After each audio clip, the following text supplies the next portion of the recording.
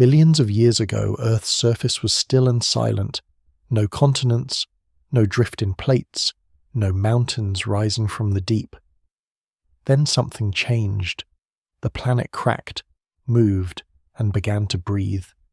How did plate tectonics begin? Stay with us as we uncover this ancient mystery. If you enjoy it, please subscribe and share, and tell us in the comments, what do you think set Earth in motion? Thank you for watching. Now let's begin. In the beginning, the young Earth glows under the weight of creation. The final waves of planetary debris still rain down, heating its surface until stone flows like liquid. The planet has only recently gathered its mass from the swirling cloud of dust and gas that once encircled the newborn sun. Each collision delivers not only material but energy, keeping the outer layers molten. Iron and nickel sink toward the center to form a dense metallic core, while lighter silicate minerals rise and spread into a vast ocean of magma that covers nearly every part of the globe. The sky above is opaque with steam, carbon dioxide, and sulfur compounds released from the molten rock below. There is no stable crust yet, no continents, no ocean, and no air that could be breathed. Heat moves chaotically outward, its escape slowed by the dense atmosphere that traps radiation like a blanket around a furnace. The young planet spins quickly, its day far shorter than today's, and its magnetic field flickers in and out as the molten interior churns. Gradually, over millions of years, the pace of bombardment slows. The largest impacts subside and the magma ocean begins to cool. Solid crystals start to form at the surface and along the base of the liquid layer, producing floating rafts of rock that drift atop the denser melt. These fragile crustal plates are constantly broken and reabsorbed by new impacts or by convective overturn, but they mark the first attempts of the planet to create a stable skin. In the upper atmosphere, vapor condenses as the surface temperature finally drops below the critical point of water. Torrents of rain fall for thousands of years, filling low areas and impact basins with scalding mineral-rich water. The first primitive oceans appear. They are acidic, shallow, and repeatedly vaporized by continuing eruptions, yet each cycle leaves more liquid behind. Water begins to coat much of the surface, acting as a solvent and a coolant, drawing down heat and chemicals from the rocks it touches. Beneath this shifting crust, the mantle is restless. Convection. The slow rising and sinking motion of hot rock starts to organize itself. Hot material rises toward the base of the crust, cools and sinks, again moving heat from the deep interior toward space. The difference in temperature between the surface and the deep mantle is immense, driving powerful currents that carry energy upward. Yet the crust above is still too thin and weak to move as coherent plates. Instead, it behaves like a flexible shell that bends and cracks as plumes of molten rock push against it from below. Giant volcanoes release gases into the air, building a thick atmosphere of water vapor and carbon dioxide that prevents the planet from freezing, despite the faint young sun. The cooling process is uneven. Some regions lose heat quickly, forming thicker crustal layers. Others remain hot, where magma continues to leak upward through fractures. Over time, these contrasting regions begin to define the thermal pattern of the planet's surface. The earliest highlands may appear as lighter, less dense material that resists submersion into the denser mantle. These zones could be the ancestors of later continental crust, though their surfaces are continually recycled by impacts and melting. Elsewhere, heavier magnesium-rich rocks solidify to form darker, denser basins that resemble the early oceanic crust of later ages.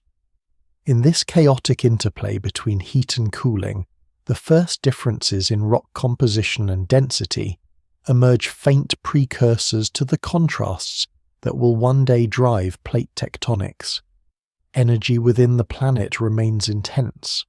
Radioactive isotopes such as uranium, thorium, and potassium decay inside the mantle, generating additional heat. The young Earth loses this heat both through radiation into space and through internal convection, but the balance is unstable. Whenever the surface cools too much, thick crust forms and insulates the interior, causing heat to build again until renewed volcanic activity breaks through. These cycles of heating and cooling may last tens of millions of years, each reshaping the early surface. Every large impact accelerates the process by delivering both kinetic energy and new materials from space. In some cases, an impact can punch through the crust, entirely stirring the mantle and redistributing heat over vast regions. The boundary between solid and molten states is never steady. In this early era, the planet's outer shell is known as a stagnant lid, a single largely unbroken surface that does not yet fragment into moving pieces. The lid insulates the mantle and traps heat beneath it, slowing the rate of cooling. Convective forces push upward, but the crust is too strong and continuous to give way easily. Only when the stresses exceed its strength do local ruptures occur, producing new volcanic centers or rift-like openings. Magma rises through these weaknesses, extruding lava that spreads across the surface and buries older rocks. Over time, successive layers of lava and ash accumulate, forming primitive terrains of basalt and komatiite rocks, rich in magnesium and iron that record the high temperatures of the mantle at that time. Despite the violence, the global trend is one of gradual stabilization. The intensity of bombardment continues to wane, allowing the surface to cool further.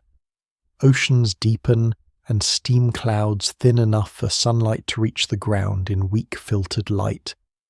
Chemical reactions between water and basaltic crust begin to alter the uppermost layers, forming minerals that can trap water within their crystal structures. This chemical weathering starts to transfer volatile elements from the atmosphere into the rocks themselves, changing both surface and interior.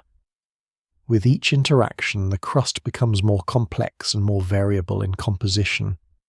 The thermal gradient between the deep mantle and the surface remains steep. Convective currents grow more organized, perhaps forming large upwelling zones, separated by cooler sinking regions. These flows exert slow but persistent stresses on the overlying crust. Although the surface does not yet break into mobile plates, zones of weakness may align with these deeper currents, setting the pattern for future tectonic boundaries. The earliest hints of differential motion, where some blocks rise or sink relative to others, might already be present, though on a scale far smaller than true plate tectonics. The world is learning how to move, but its movements are still hesitant and localized. From space, the Earth now appears blue-grey and restless. Broad areas of dark basaltic plain alternate with brighter elevated regions that hint at partial continental crust.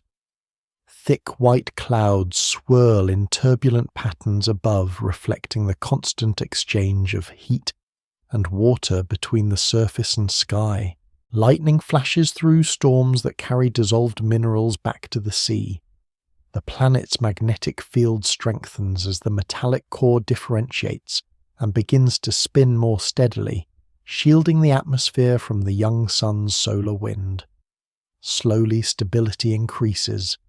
The surface hardens, oceans persist longer between evaporative cycles, and the crust thickens enough to resist complete remelting.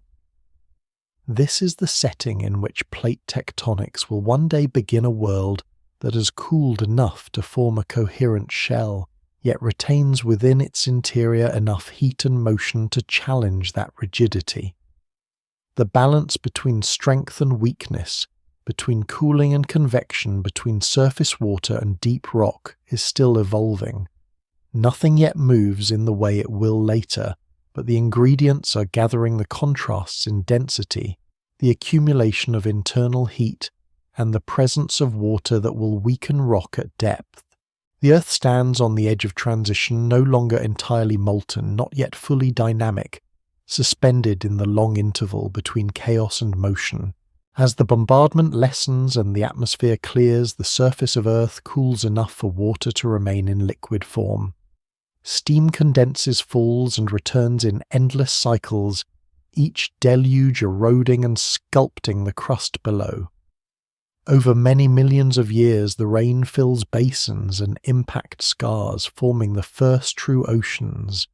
They are not yet blue, but a dull grey-green, thick with dissolved metals and minerals leached from the basaltic crust.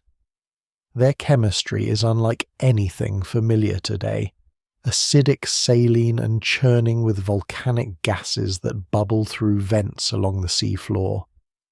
Yet these primitive oceans mark the planet's first step toward thermal regulation. Water becomes the great mediator between Earth's internal heat and the coldness of space. By absorbing, storing, and redistributing energy, it begins to balance extremes that once drove violent cycles of evaporation and freezing. At the margins of these new oceans, volcanic islands rise and collapse repeatedly. Lava fountains harden into pillow basalts as they meet seawater, cooling instantly into glassy layers that preserve the rhythm of eruption. Each island is short-lived. Erosion impacts and further lava flows erase their shapes, but they leave behind chemical traces in the sediments that settle into the sea floor. These layers capture a growing distinction between the deep basins of denser rock and the lighter crust that resists submersion. Through such contrasts, the groundwork for future tectonic boundaries is quietly laid. Above, clouds form dense bands across the sky, scattering sunlight into diffuse silvery light that barely reaches the surface. The sun itself is dimmer than today's, yet greenhouse gases in the atmosphere keep global temperatures high enough for water to stay liquid. Within these oceans, the planet finds a new rhythm of exchange. Water seeps into cracks, reacts with minerals, and returns to the surface through hydrothermal vents. These reactions alter the composition of both rock and ocean, drawing elements such as magnesium, calcium, and iron into new combinations.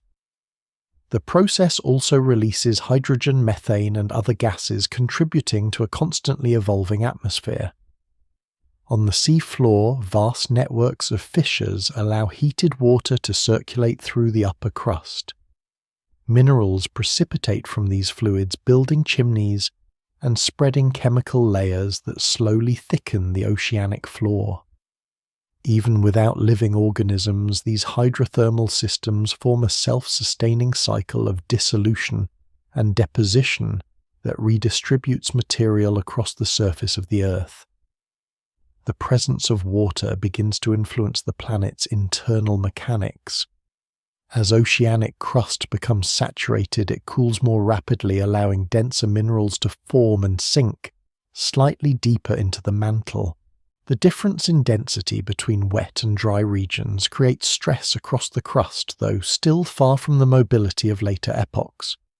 In some areas where heat remains trapped, plumes of magma rise and push upward against the oceanic floor, forming domes that eventually rupture. When they collapse, massive outflows of basalt flood the seabed, releasing heat and gas into the water column. These eruptions renew the crust's surface, erasing evidence of older layers, but continually resetting the chemical dialogue between rock and ocean. Over immense timescales, this repetition eruption, cooling, hydration, and alteration teaches the planet how to recycle its own skin. The atmosphere above these early seas is dense with carbon dioxide, nitrogen, and water vapor. Occasional sulphurous hazes from eruptions tint the sky a pale orange or yellow. Lightning crackles across storm fronts that span entire hemispheres, charging the air and delivering nitrogen compounds into the rain. With each storm, erosion deepens the basins and smooths the emerging highlands. Rivers of boiling mud and acidic runoff carve channels through volcanic terrain, carrying sediments into the sea.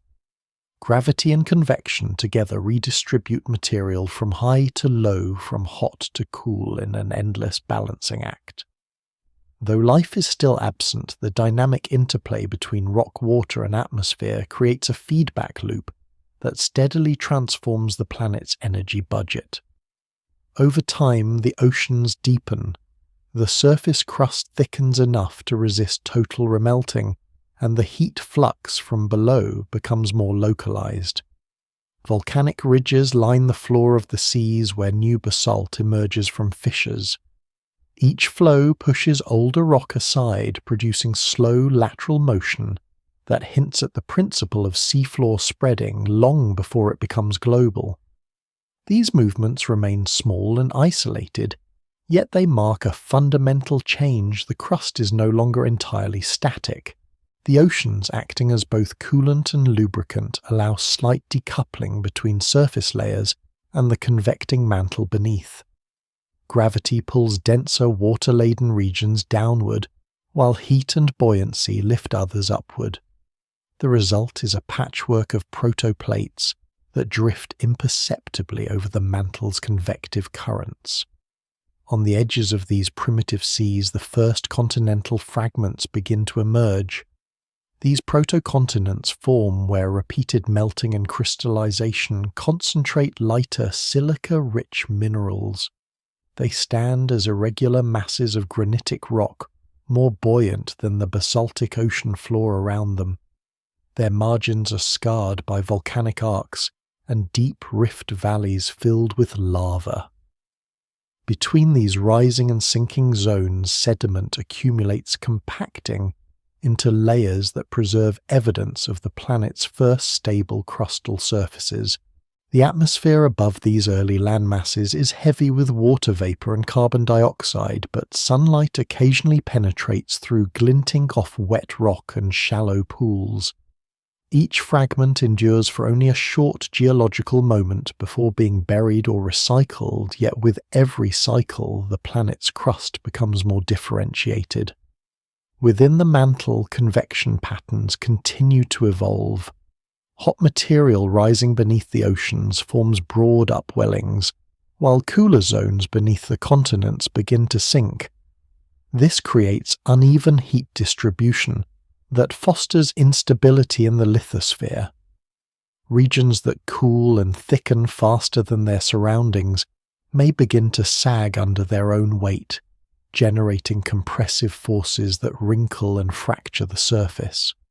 In contrast, upwelling zones thin the crust, promoting extension and further volcanism.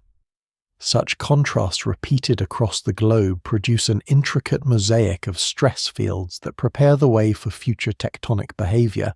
The mantle's rhythm slows as radioactive heating decreases, but its movements become more organized, guided by viscosity contrasts that define deep cells of circulation. Water's chemical role grows more decisive. As it seeps into the crust through faults and pores, it alters minerals at the atomic level.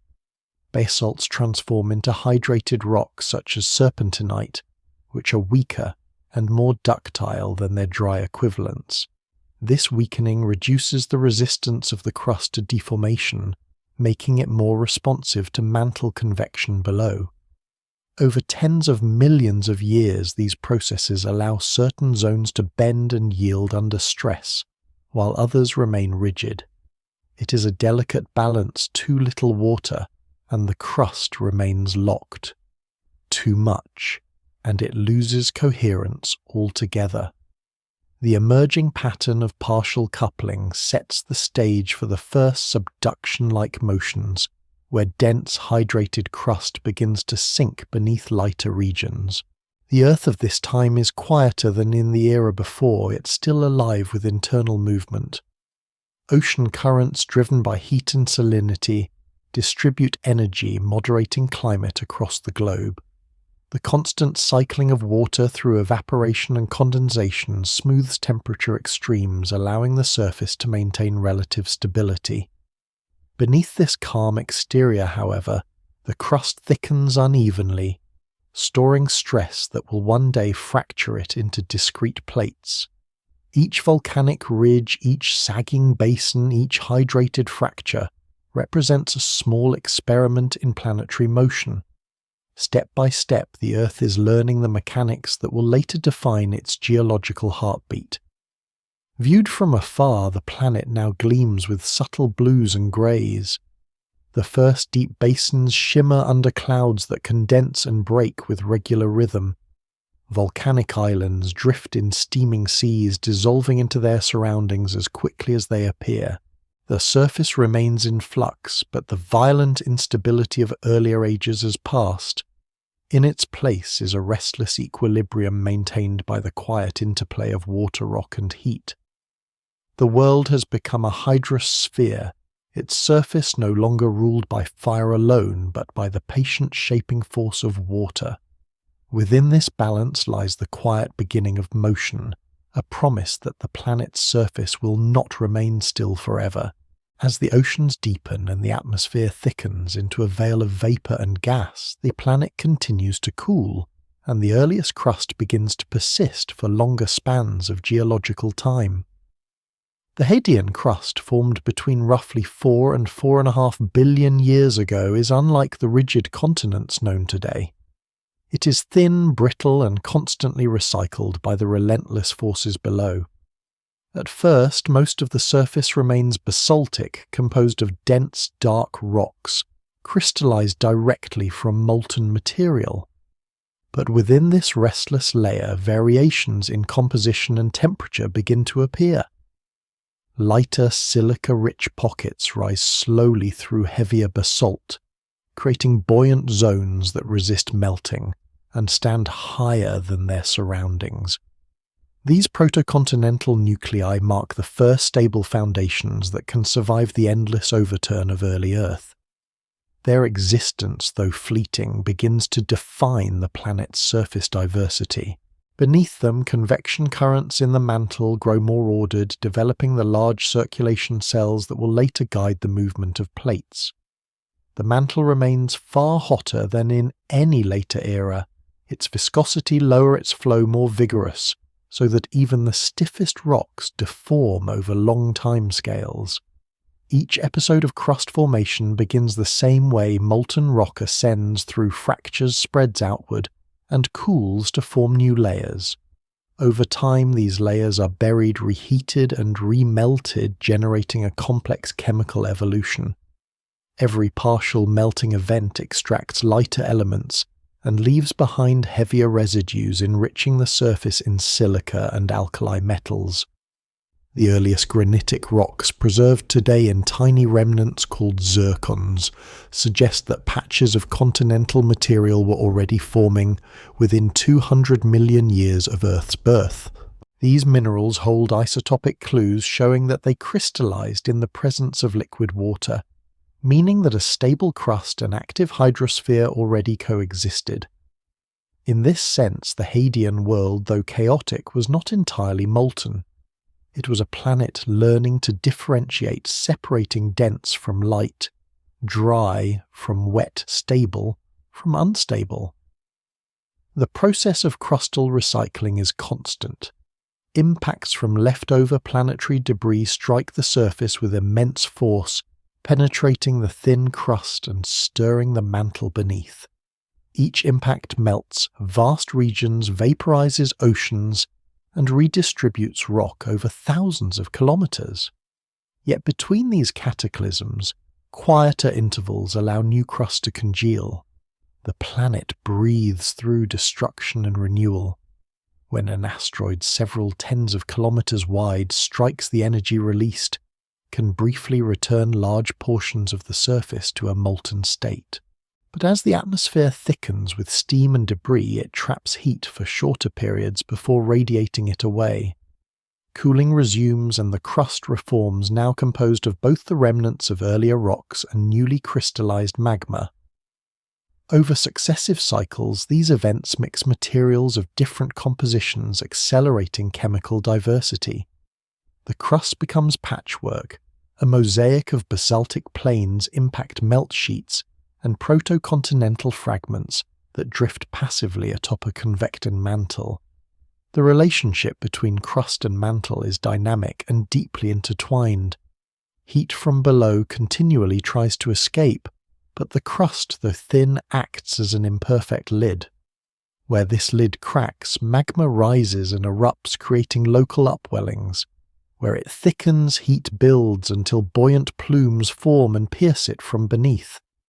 These plume events can lift entire regions, producing high plateaus that later collapse as the underlying material cools and contracts.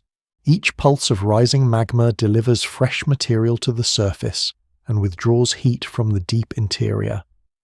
Through these repeated pulses, Earth gradually develops a layered thermal structure, a hotter mobile interior overlain by a cooling brittle shell.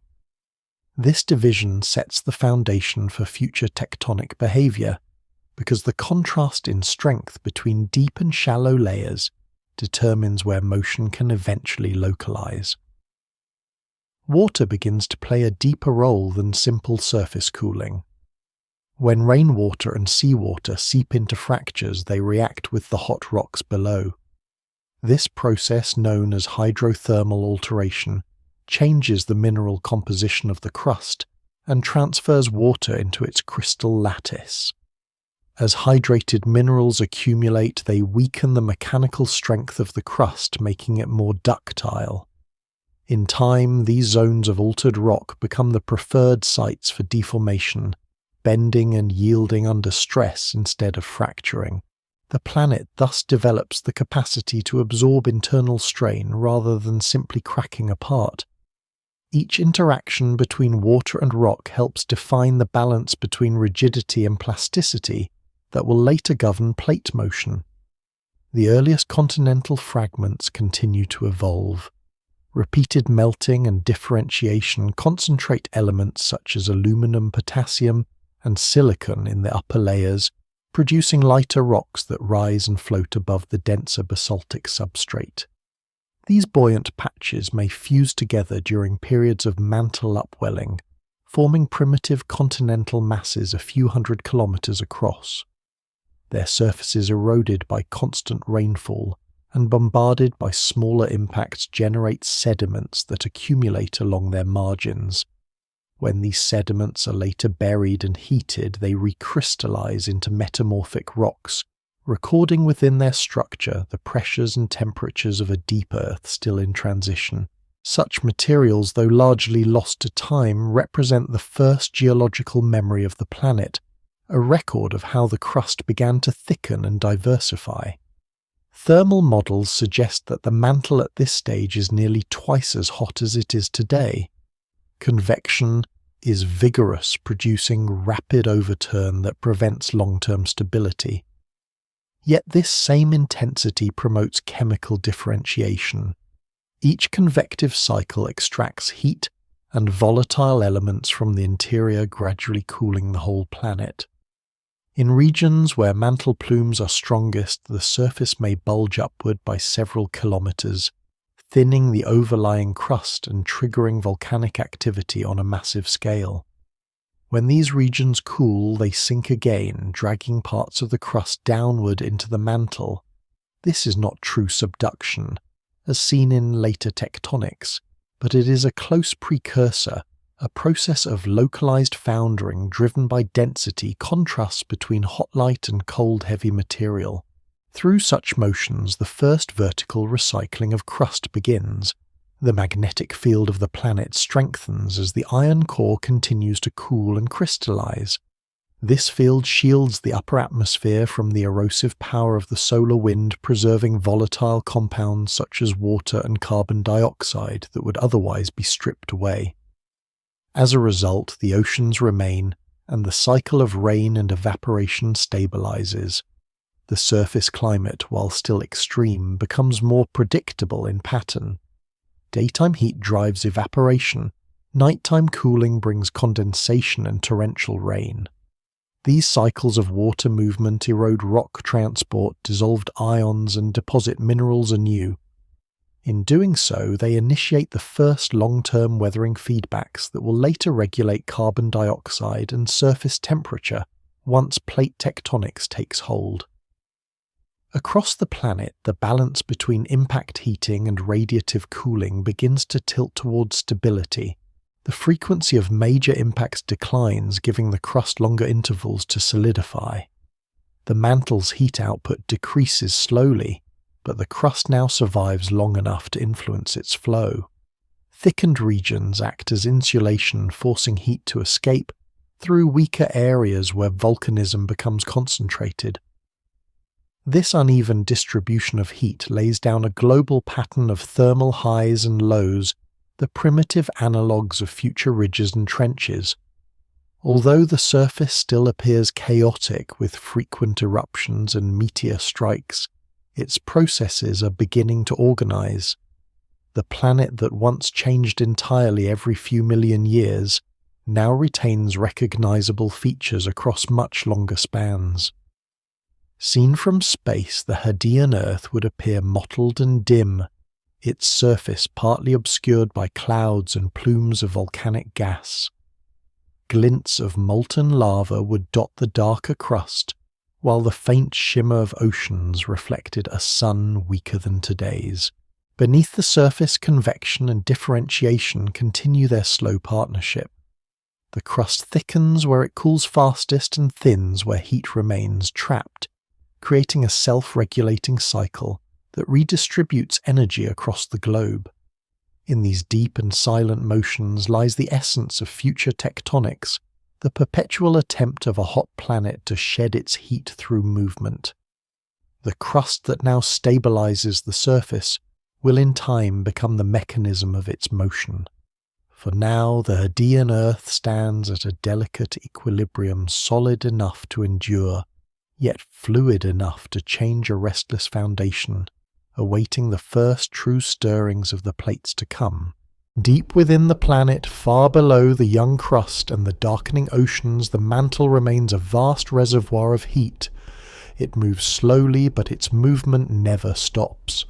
The mantle's cooling defines the rhythm of Earth's early evolution and sets the tempo for every later event that will shape its surface.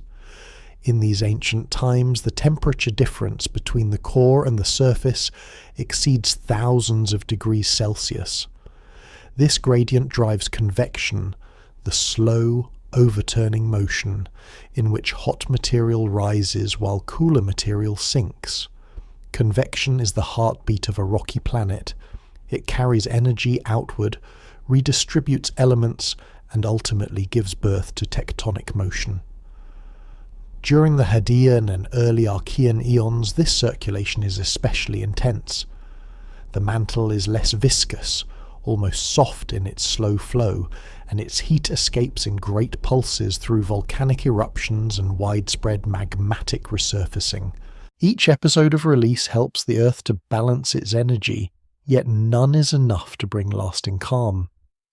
In the deep mantle, the process begins with the decay of radioactive isotopes, producing a steady supply of internal heat. This energy, combined with the residual warmth from planetary accretion, keeps the interior partially molten for hundreds of millions of years. The lower mantle transmits heat upward through conduction and convection, while the upper mantle, closer to the crust, experiences rapid changes in temperature and pressure. As hot material ascends, it expands, becomes less dense, and rises until it cools and contracts, completing the convective loop. These slow cycles may take tens of millions of years, yet they govern the planet's structural evolution. The vigor of this convection determines how easily the crust above can move, fracture, and recycle. When the mantle convects violently, the crust becomes unstable. When it slows, the crust thickens and strengthens. Thus, the pattern of mantle cooling dictates whether the planet will remain stagnant or evolve toward mobility. The early mantle is not homogeneous. Layers of different composition and density form as lighter materials separate from heavier ones. Iron and magnesium-rich silicates dominate the deeper regions, while the upper mantle becomes progressively enriched in elements that prefer cooler, shallower environments. Partial melting creates local reservoirs of magma, that rise toward the surface and solidify into new crust. Each episode of melting leaves behind a residue with slightly different mineral properties, changing how heat moves through it. Over time, this chemical differentiation alters the entire thermal structure of the planet. Rocks that are depleted in radioactive elements conduct heat less efficiently, while those enriched in them remain hotter longer. These contrasts create zones of variable viscosity, focusing convection into discrete cells. Hot plumes rise beneath thinner crust. Cooler regions sink beneath thicker, denser areas. The mantle, though unseen, becomes patterned with invisible currents that guide surface activity like the slow pulse of a living organism. As convection continues, the overall heat content of the planet decreases. The efficiency of cooling depends on the surface's ability to radiate energy into space. In the early Earth, a thick atmosphere of carbon dioxide and water vapor limits radiative loss, forcing the mantle to shed heat, primarily through conduction into the crust and eruption of magma. Over hundreds of millions of years, this inefficient system gradually transitions toward a more stable one, as the atmosphere thins and the surface cools. The creation of solid crust improves the thermal connection between interior and space, allowing heat to escape more readily. This accelerates cooling at first, but also stiffens the outer shell, making it harder for convection to deform it. Eventually, the mantle's thermal state reaches a balance in which internal heat can only escape by breaking and recycling parts of the surface, a principle that will later define plate tectonics. The physical behavior of mantle rock depends on both temperature and pressure. Near the surface, where temperatures are lower, it behaves as a rigid solid. Deeper down, it flows like a viscous fluid. The transition between these regimes determines how easily the surface can move. When the mantle is extremely hot, its viscosity decreases, allowing convective cells to rise and fall more rapidly. The stresses produced by this motion are transmitted upward, pressing against the base of the lithosphere. Where these stresses concentrate, the overlying crust begins to fracture. Where they relax, the crust cools and thickens. The pattern of upwelling and downwelling shapes the surface topography, even in the absence of true tectonic plates. Uplifted regions correspond to hot plumes beneath, while depressed basins indicate areas of cooler sinking material. Over time, this dynamic interplay carves a subtle structure into the planet's early crust, a precursor to continental ridges and oceanic trenches that will one day dominate the Earth. Mantle plumes, the great columns of rising hot material, act as the primary agents of surface renewal.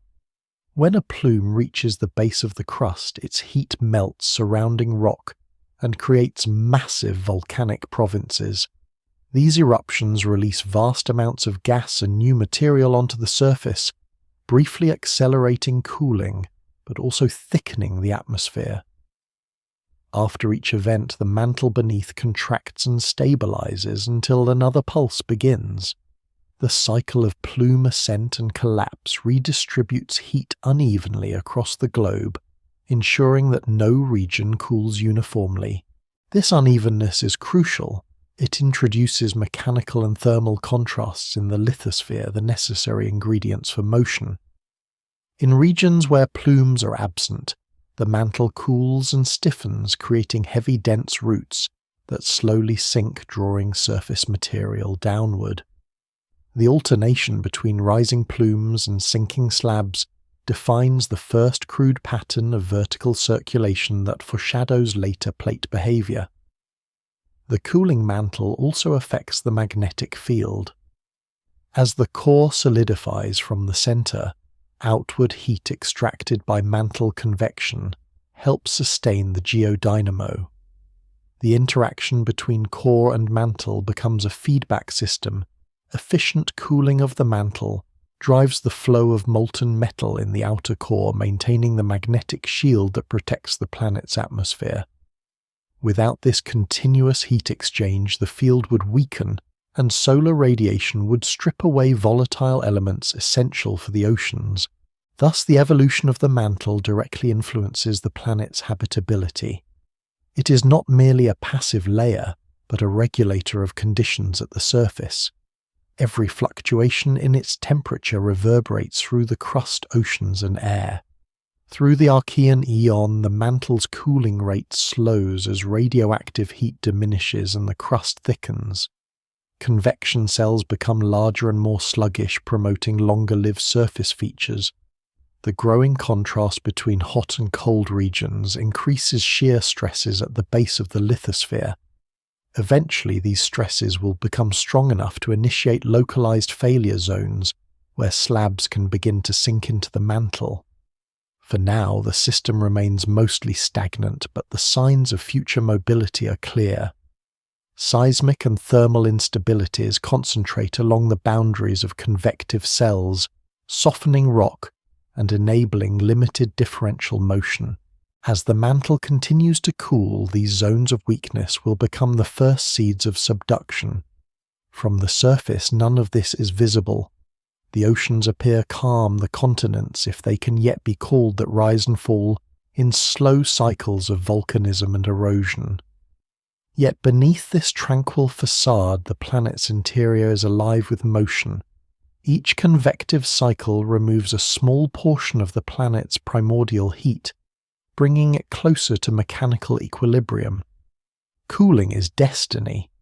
As the mantle loses energy, its behavior changes, guiding the evolution of the crust above. The young Earth, once a furnace, is now learning restraint. The molten heart that once defined it begins to beat more slowly, and with each pulse, the forces that will one day fracture the lithosphere into drifting plates grow stronger. The mantle, through the simple act of cooling, is writing the blueprint of a tectonic world still to come. The slow cooling of the mantle changes the nature of the planet's outer shell. From a thin, fragile crust floating on molten rock, it evolves into a coherent but complex layer called the lithosphere. The lithosphere includes both the crust itself and the uppermost mantle beneath it, bound together as a single mechanical unit that behaves as a rigid body over geological time.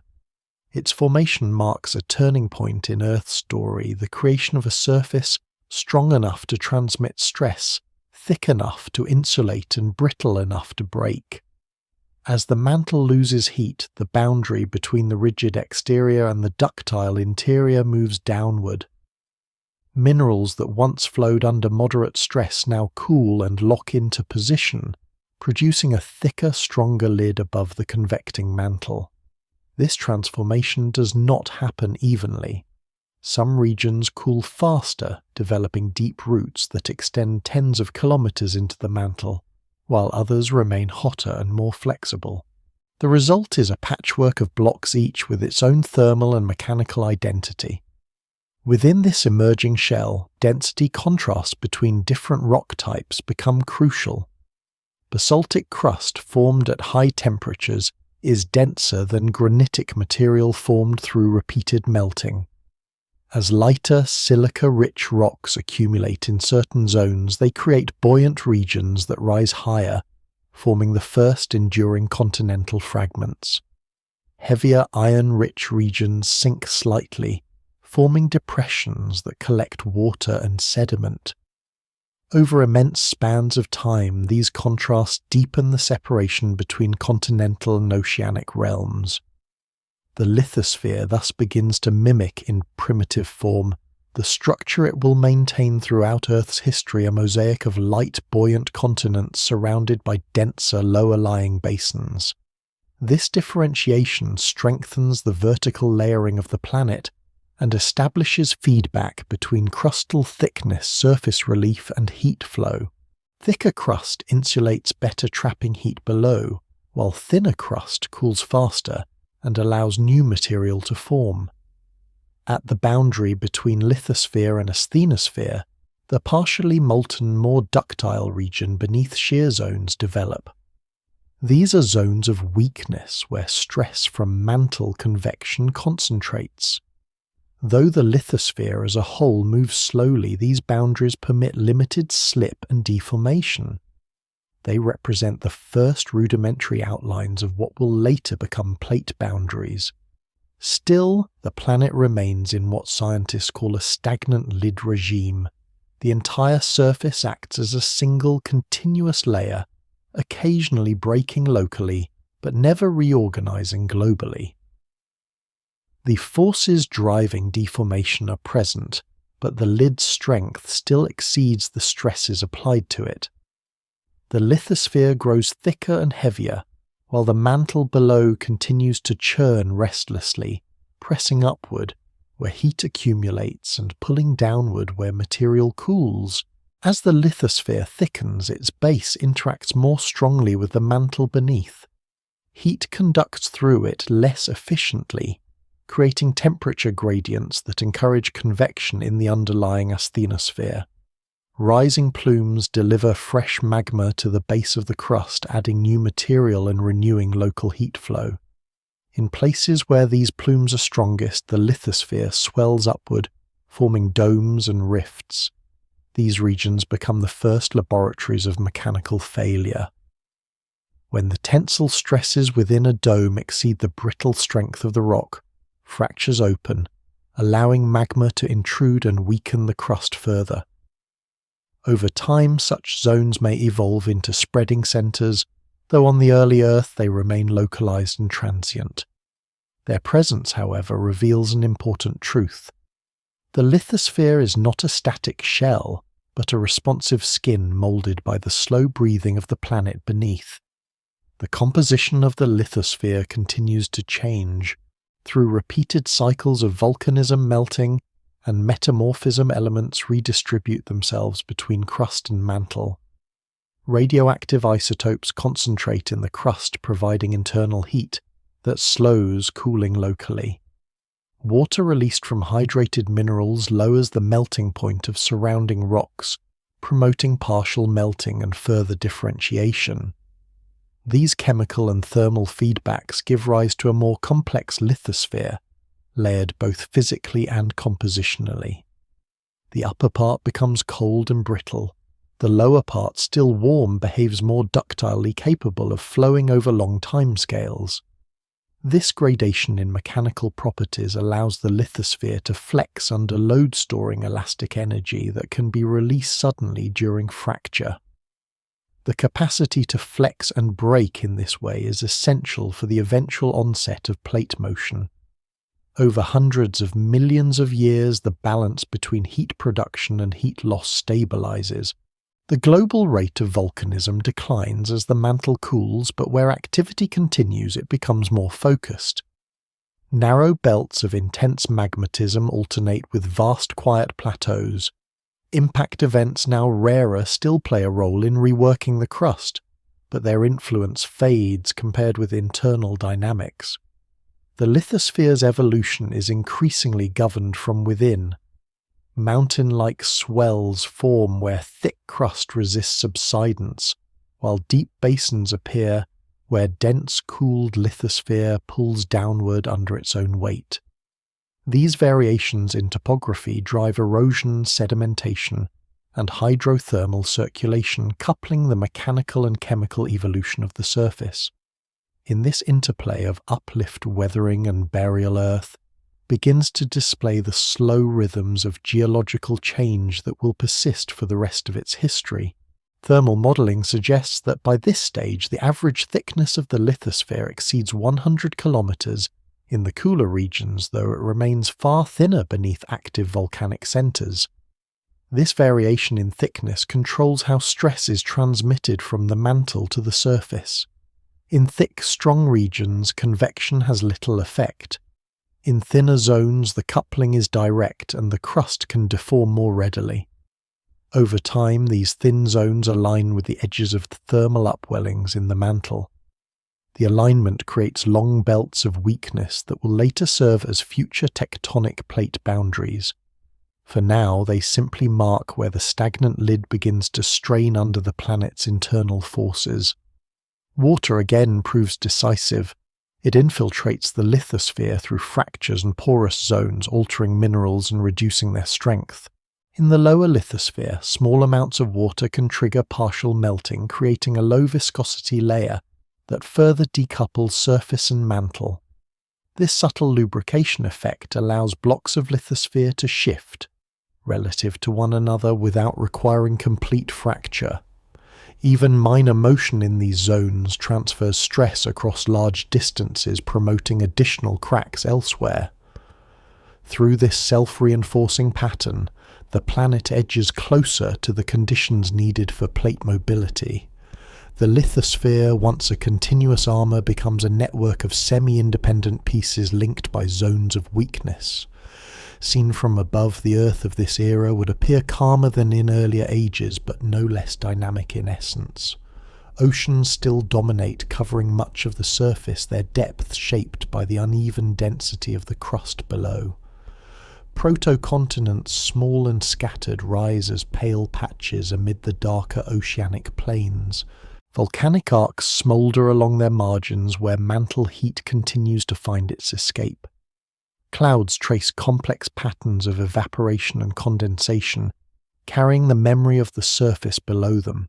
Yet beneath this apparent serenity, the lithosphere thickens, strengthens, and learns to bear the strain of the convecting mantle. It is becoming the structural backbone of the planet, the frame upon which all future geological architecture will rest. The shift from molten chaos to mechanical stability is nearly complete. Still, the quiet surface conceals a growing tension. The mantle continues to convect, but the thickening lithosphere resists its motion. The stresses between them mount in slow accumulation, waiting for the day when the surface will yield fracture and set in motion the first fragments of the mobile Earth. Beneath the thickening lithosphere, the mantle never truly rests. Convection continues slower but more structured than before, and its persistent motion begins to test the strength of the overlying shell. The forces generated within the mantle are immense, built from the planet's residual heat and its gradual release through buoyant upwellings and cold downwellings. These internal movements press and pull, at the base of the lithosphere, bending it in places, stretching it in others. Over millions of years, these stresses accumulate and the once stable surface starts to strain. Now, instability becomes the engine of change. The planet is entering a new phase in which balance is no longer maintained solely by cooling, but by mechanical response. As heat escapes unevenly, the lithosphere begins to buckle, crack, and flex, signs that the rigid shell may not hold indefinitely. Mantle plumes rise from deep sources near the boundary of the core, their material hot and buoyant. Each plume ascends slowly, carrying with it heat and chemically distinct material from the lower mantle. When such a plume meets the base of the lithosphere, it spreads outward like a mushroom cap, thinning the overlying rock and creating domes at the surface. These domes can extend for hundreds of kilometers and rise several kilometers high. Their creation introduces stress across vast regions, stretching the crust at the center and compressing it at the margins. Where the stretching exceeds the strength of the rock, fissures open and magma erupts through them, forming new volcanic provinces. The repeated rise of plumes thus destabilizes the stagnant lid from below, injecting both energy and weakness into the crust. The same process that releases heat now seeds the mechanical divisions that will one day define tectonic plates. Impact events continue to shape the planet's dynamics, though far less frequently than before. A large asteroid strike can puncture the lithosphere, delivering a pulse of energy equivalent to many volcanic eruptions. When such an impact occurs, it excavates deep craters, melts rock, and redistributes heat over vast distances. More importantly, it can weaken the lithosphere by creating zones of fractured, brecciated rock that extend deep into the mantle. These zones, once cooled, become preferred pathways for future magmatism or deformation. Some models suggest that impacts may even have triggered early subduction-like behavior, their immense force driving portions of crust downward beneath adjacent regions. Whether or not this occurred globally, the cumulative effect of repeated impacts is clear. They continually test the planet's structural integrity, injecting both heat and fractures that make the surface more responsive to internal forces. The internal pressure created by the mantle's heat flow is relentless. As plumes rise and cool dense material sinks elsewhere, creating a dynamic push and pull beneath the lithosphere. The result is a global network of stresses that evolve over geological time. In some areas, compressional forces dominate, thickening the crust and raising plateaus. In others, extension prevails, opening basins and rifts. Because the lithosphere is heterogeneous with variable thickness and composition, these forces act unevenly. Weak zones, often associated with high temperatures, hydration, or pre-existing fractures, become sites of localized failure. Stronger zones remain intact but bend under strain.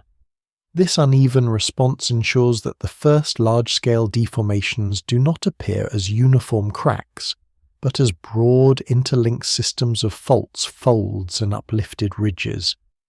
The Earth's surface begins to move in complex ways, flexing rather than breaking, breathing rather than fragmenting.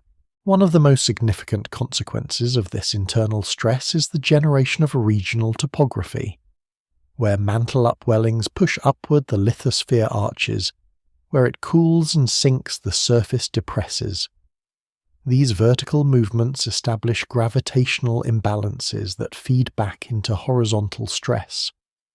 Elevated regions seek equilibrium, their mass pushing sideways against neighboring areas. Over time, this gravitational spreading can produce lateral motion within the crust, creating the first slow drifts of crustal blocks relative to one another. These movements are minuscule compared to the rapid spreading and subduction of later plate tectonics, but they represent a critical step in the planet's mechanical evolution. The crust is learning to redistribute stress through motion rather than fracture alone. Thermal instabilities also play a key role, as the mantle cools from below. Variations in heat flow create zones of differing buoyancy. Hotter regions rise while cooler regions sink, and this pattern organizes into long, slow currents that travel across thousands of kilometers.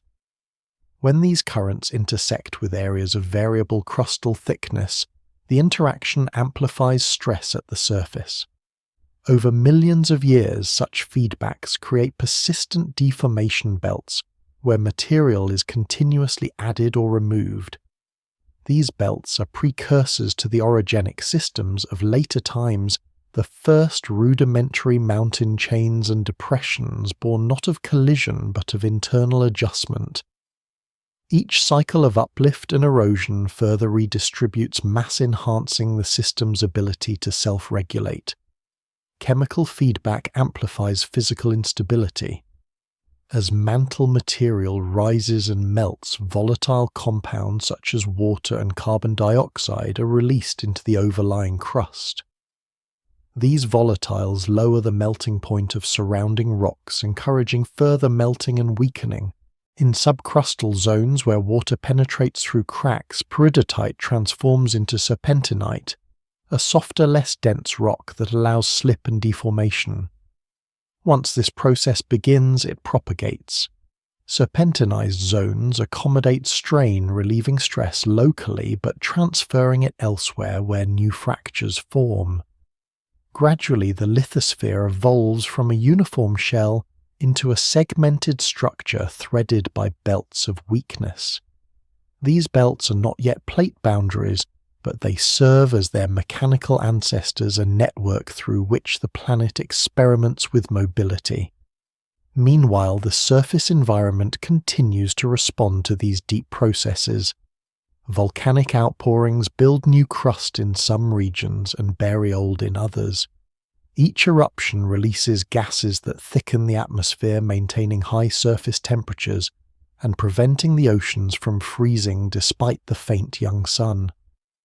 Rainfall erodes uplifted terrain, carrying sediments into newly formed basins. These sediments, buried and compacted, record the slow emergence of surface structure. Where heat flow remains high, the crust flexes upward and subsides repeatedly, creating cycles of transgression and regression that foreshadow the rhythms of future continental shelves. The Earth's surface, though still dominated by water and volcanic plains, is beginning to show permanent topographic memory. Through all of this, energy balance remains the central driver. The planet's interior seeks equilibrium, but the pathways for heat loss are inefficient. The stagnant lid traps energy until it accumulates to the point of mechanical failure. When local ruptures occur, they act as vents for both heat and motion. Each failure reduces stress temporarily, but over time the overall strength of the lithosphere decreases. The mantle, still convecting, exerts the same pressure, and the weakened surface becomes more responsive. This cycle of build-up and release defines the long prelude to plate tectonics instability, as preparation fracture as inevitability. Viewed from above, the young Earth might seem serene, a sphere of blue-grey oceans and cloud bands under a dim sun. Yet below that calm exterior, the forces of instability are mounting. The lithosphere thickens even as it weakens internally, its rigid facade masking a complex web of evolving stresses. Mantle plumes surge upward in slow motion, impacts strike with diminishing frequency, but lasting consequence, and gravitational forces tug at the planet's shell from within. Each process alone would shape the world. Together they conspire to transform it. In time, their combined pressure will tear the stagnant lid apart and give rise to the first segments of a mobile living crust. The transition is not sudden, but its seeds are already planted deep within the restless heart of the Earth. Across the deepening oceans and fractured crust, water becomes the quiet architect of change.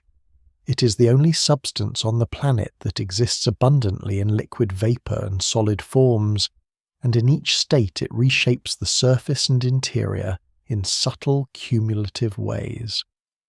Once the mantle's relentless heat meets this cooling agent, the balance of power begins to shift. No longer confined to surface oceans, water infiltrates the planet's body through cracks, pores, and hydrothermal systems that penetrate kilometers beneath the sea floor. Each droplet that descends carries with it the capacity to alter minerals, to lubricate faults, and to weaken what was once solid rock. Over immense timescales, this quiet infiltration becomes one of the primary agents in transforming a rigid, stagnant lid into a dynamic, mobile surface. At first, water's influence is chemical. When seawater meets hot basalt, elements exchange. Magnesium, calcium, and iron dissolve into solution, while hydrogen and oxygen bond with minerals in the rock to create new compounds. This hydration transforms peridotite, the mantle's dominant rock, into serpentinite, a soft greenish material that can deform plastically under pressure. The process called serpentinization releases heat and produces hydrogen gas, but its most important effect is mechanical.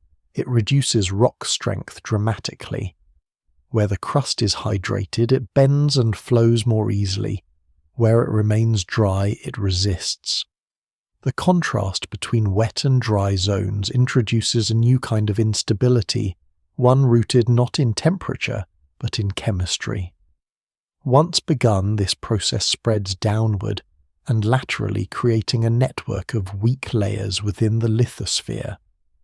Hydrothermal circulation strengthens this transformation. At mid-ocean ridges and volcanic centers, cold seawater percolates through the crust heats and returns to the ocean loaded with dissolved minerals. Each cycle carries water deeper, allowing chemical alteration to penetrate the base of the lithosphere. These convective systems not only redistribute heat, but also control how stress is released. The newly formed serpentinites and hydrated basalts expand as they form, generating fracturing that opens additional pathways for fluid infiltration. Thus, hydration and fracturing reinforce each other in a feedback loop that propagates through time. Even minor infiltration can have global implications as small changes in mineral strength accumulate to alter the mechanical balance of the entire shell. Water also changes melting behavior. In the mantle, even trace amounts can lower the solidus, the temperature at which rocks begin to melt, by hundreds of degrees Celsius. This means that partially molten zones can exist at lower temperatures and greater depths than before. These pockets of melt collect beneath the lithosphere, creating zones of reduced viscosity that decouple the surface from the convecting mantle. Such zones act like lubricated bearings in a vast mechanical system, enabling parts of the crust to shift relative to one another. In this way, water quietly erodes the mechanical unity of the stagnant lid. What was once a single, rigid shell begins to behave as a mosaic of semi-independent blocks, their boundaries softened by hydration. The accumulation of water within the crust has gravitational consequences as well. Hydrated rocks are less dense, and where they form, the crust tends to rise slightly. This buoyancy changes stress patterns at the surface, promoting further fracturing along the margins of these regions.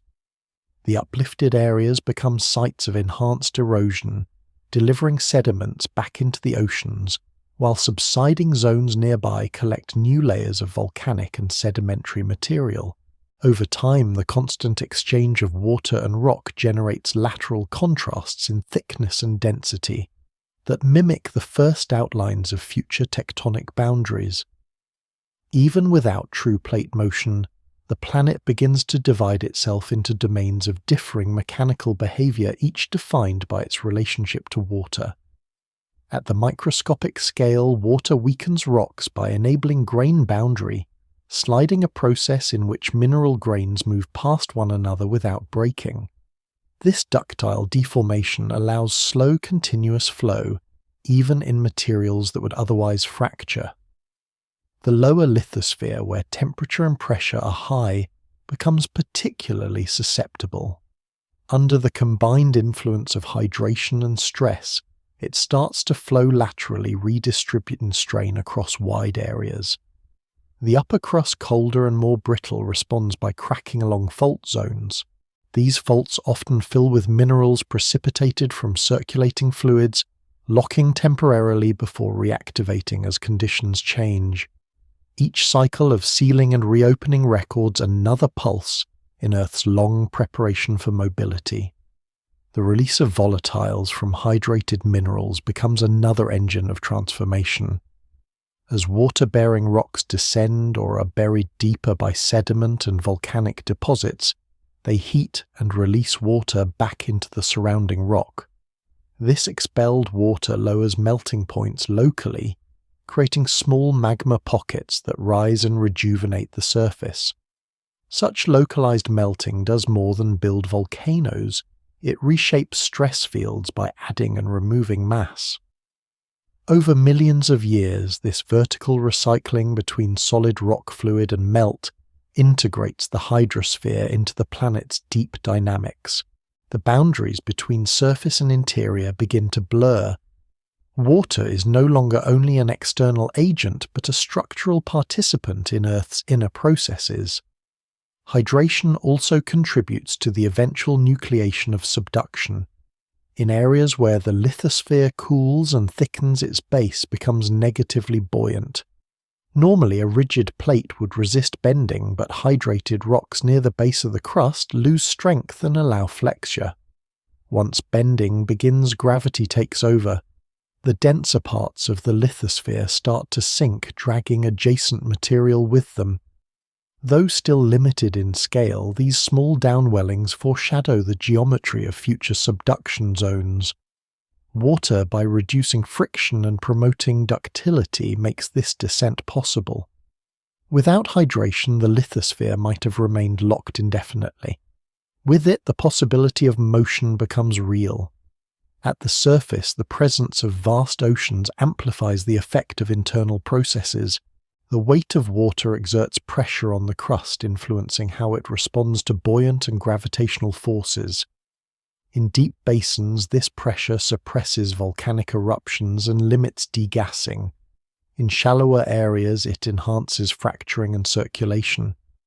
The global distribution of water therefore helps organize where instability develops.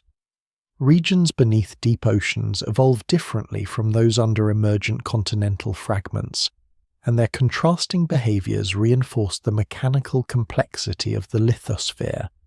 As tides and circulation patterns evolve, they exert small but persistent forces that further stimulate deformation. Every component of the hydrosphere contributes directly or indirectly to the weakening of the planet's outer shell. From orbit, the Earth of this period appears luminous, with sunlight glinting from broad expanses of ocean and streaks of white cloud drifting through a dense atmosphere. Beneath this calm exterior, the surface is subtly transforming. Hydrothermal vents plume along volcanic ridges, releasing dark, mineral-laden water into the deep. On the continents, rain falls in endless cycles, dissolving rock and carrying elements back to the sea. Beneath the surface, hydration fronts creep downward, altering the mineral fabric of the lithosphere grain by grain. There is no sudden motion, yet no true plate boundary, but the foundation for mobility is being prepared in silence. The mechanical consequences of this deepening influence are cumulative. Each serpentinized fault zone, each hydrated shear band, each chemically softened mantle wedge represents another place where rigidity has given way to pliancy. Over hundreds of millions of years, these regions will interconnect, forming continuous paths of weakness, capable of linking the surface to the deep mantle. When stresses next rise, driven by plumes, impacts, or simple convection, the lithosphere will finally have the means to respond. The Earth is still in its long prelude, but the key transformation is underway from a planet of fire and stone to one of water and motion, where fluid quietly teaches rock how to yield. The planet stands at a threshold. For billions of years, the lithosphere has acted as a single unbroken shell, thick, strong, and largely immobile. Beneath it, the mantle continues its slow churn, rising where it is hot and sinking where it is cool, pressing relentlessly against the rigid ceiling above. The balance between these two layers has reached a delicate point. Cooling has strengthened the lithosphere, yet hydration and repeated stress have made it increasingly fragile along its seams. Across the surface, weaknesses deepen as serpentinized faults plume domed ridges, and fractured basins spread like a network of fine cracks across a once solid lid. The planet is poised for a change in behavior. It will no longer respond to internal heat simply by swelling and breaking locally. It will learn to move its surface laterally, redistributing stress not in sudden bursts, but in continuous motion. The first steps toward this transformation begin where the lithosphere is thinnest. Above mantle, plume's heat melts the base of the crust, creating buoyant domes that stretch and fracture as they rise. Magma intrudes into these openings, cooling to form new rock while pushing older material aside. Each intrusion transfers stress outward, widening the fracture and creating linear rifts that cut across oceanic and continental crust alike. Some of these rifts fail and heal. Others deepen, filled by continuous volcanism that renews the crust from below. As the lithosphere stretches, it thins further, becoming more flexible and less able to resist motion. The boundaries between uplifted and stable regions evolve into natural fault zones that will later define divergent plate margins. Elsewhere, the opposite occurs. Dense, cooled sections of lithosphere accumulate along the planet's low-lying basins. Having lost buoyancy, these slabs begin to sag under their own weight. In a few places, the stress of this downward pull is focused along hydrated zones of weakness. Rock begins to bend, forming broad troughs. As bending continues, the leading edge of the slab penetrates the softer mantle below, dragging the surrounding crust with it. This process is not yet the fully developed subduction seen in modern tectonics, but it marks the first time that surface material starts to sink in a coherent sheet rather than crumble piecemeal. Gravity assists, and the downflowing lithosphere begins to drive circulation in the mantle rather than merely respond to it. With each sinking fragment, the stagnant lid loosens its hold. Thermal feedback amplifies this shift. Where cold lithosphere sinks, it carries heat downward, stimulating compensating upwellings elsewhere. These upwellings push against the base of the crust, widening the rifts that separate neighbouring blocks. Gradually, the planet organises itself into a system of coupled convection cells, where descending slabs and rising plumes form a continuous loop of motion. The lithosphere, once a passive barrier, becomes part of this convective cycle. Movement at the surface now mirrors movement below, linking interior and exterior in a single dynamic system. This synchronization signals the true beginning of mobility. The weakening influence of water continues to play a crucial role. As hydrated minerals are dragged downward, they release water at depth, further reducing the viscosity of surrounding rock. The released fluids promote partial melting, generating magma that ascends and solidifies near the surface. Each eruption adds new material at spreading centers and removes old at sinking zones, reinforcing the mechanical contrast between them. The system feeds on itself. Subduction produces magmatism. Magmatism creates new crust, and new crust eventually cools and sinks again. Over time, this feedback stabilizes into a rhythm, a slow self-sustaining cycle of creation and destruction that defines a mobile lid planet. As mobility increases, so does surface complexity. Fragments of crust begin to drift relative to one another, colliding and diverging in slow motion. Where they collide, compression thickens the crust and drives the formation of primitive mountain belts. Where they diverge, tension creates basins that fill with volcanic and sedimentary deposits. These processes reshape the distribution of continents and oceans, concentrating lighter buoyant rocks into protocontinents while spreading denser material across the ocean floor. Erosion, transport, and deposition continue the cycle, constantly redistributing mass and influencing how heat escapes from below. For the first time, mechanical and chemical evolution proceed in tandem, linked by the new capacity of the planet to move its surface laterally. Despite this progress, the transition from stagnant to mobile is not instantaneous. It likely occurs in episodes as cycles of motion alternate with periods of rigidity. When internal heat builds faster than it can be released, the lithosphere strengthens and locks. When accumulated stress exceeds its yield strength, it breaks and reorganizes. These pulsations may last hundreds of millions of years, during which fragments of crust migrate, collide, and merge before freezing again. Over successive cycles, however, the intervals of mobility grow longer and more global in extent.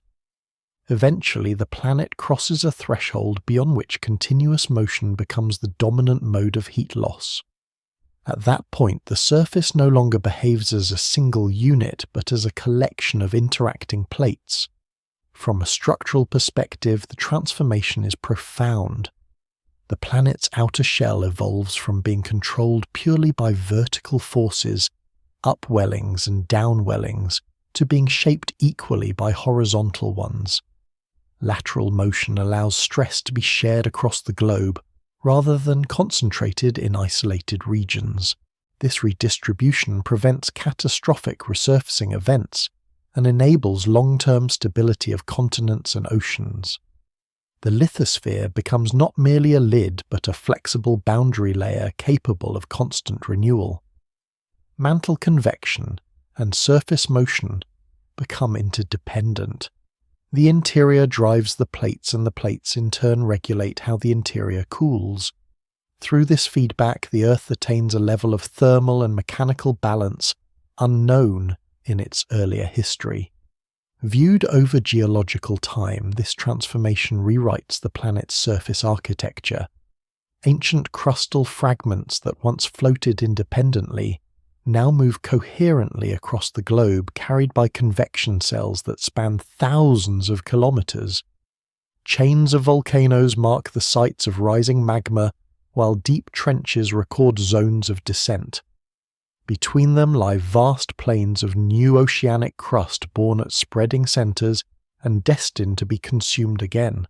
The Earth's exterior becomes a dynamic skin constantly renewed and recycled. To a distant observer, the change would be imperceptible. Continents drift only centimeters each year. Yet in this slow choreography lies the fundamental shift that defines a tectonic world. In the quiet of deep time, the planet achieves a new equilibrium between strength and motion. The stagnant lid has fractured, but not chaotically. It has reorganized into a system that transforms instability into balance. The crust now moves because it must, because movement has become the most efficient way to shed heat and maintain internal order. The great experiment of planetary dynamics, how to release energy without destruction, has found its answer. Earth, once a sphere of fire, now breathes through the steady drift of its plates, a motion so slow it escapes the senses, yet powerful enough to shape continents, build mountains, and regulate the climate of a living world. With the lithosphere now fragmented into mobile blocks, the planet enters a new mode of evolution. The surface no longer behaves as a single rigid shell, but as a collection of plates whose edges interact in zones of tension and compression. Among these interactions, one process becomes the cornerstone of Earth's geological system: subduction.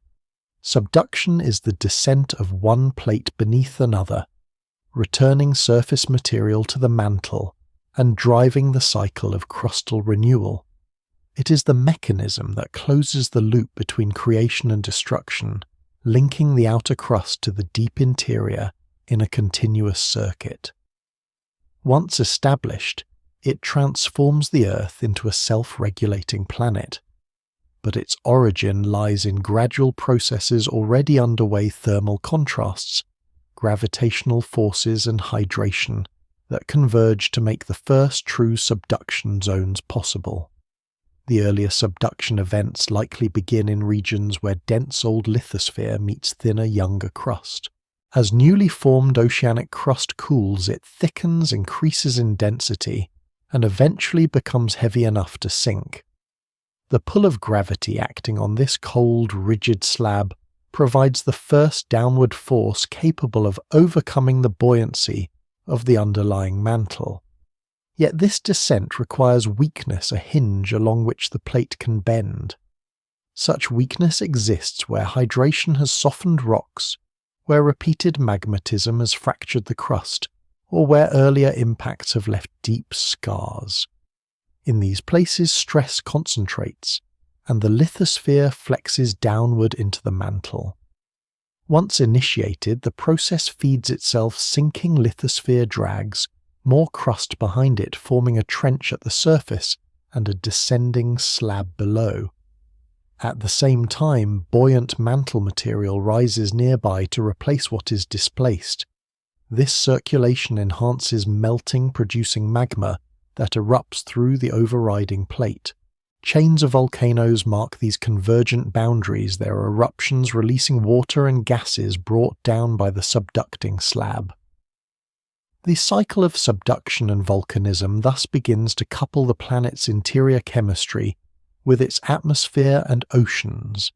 each eruption alters the surface environment, while each sinking slab carries surface materials deep into the mantle, changing its composition. The planet becomes chemically layered not just by density, but by dynamic exchange, a system in motion that continually recycles its outer skin. Thermally, subduction is an efficient way to transport heat. Cold slabs descending into the mantle draw energy downward, while rising plumes of hot material carry it upward elsewhere. This continuous convection maintains a global balance between the planet's internal heat generation and its surface radiation. Without subduction, the lithosphere would thicken until it choked off convection entirely. With it, the Earth finds a way to release heat steadily without catastrophic resurfacing. The evolution from a stagnant lid to a mobile lid system is therefore more than mechanical, it is thermodynamic. Subduction is the planet's method of maintaining equilibrium across billions of years.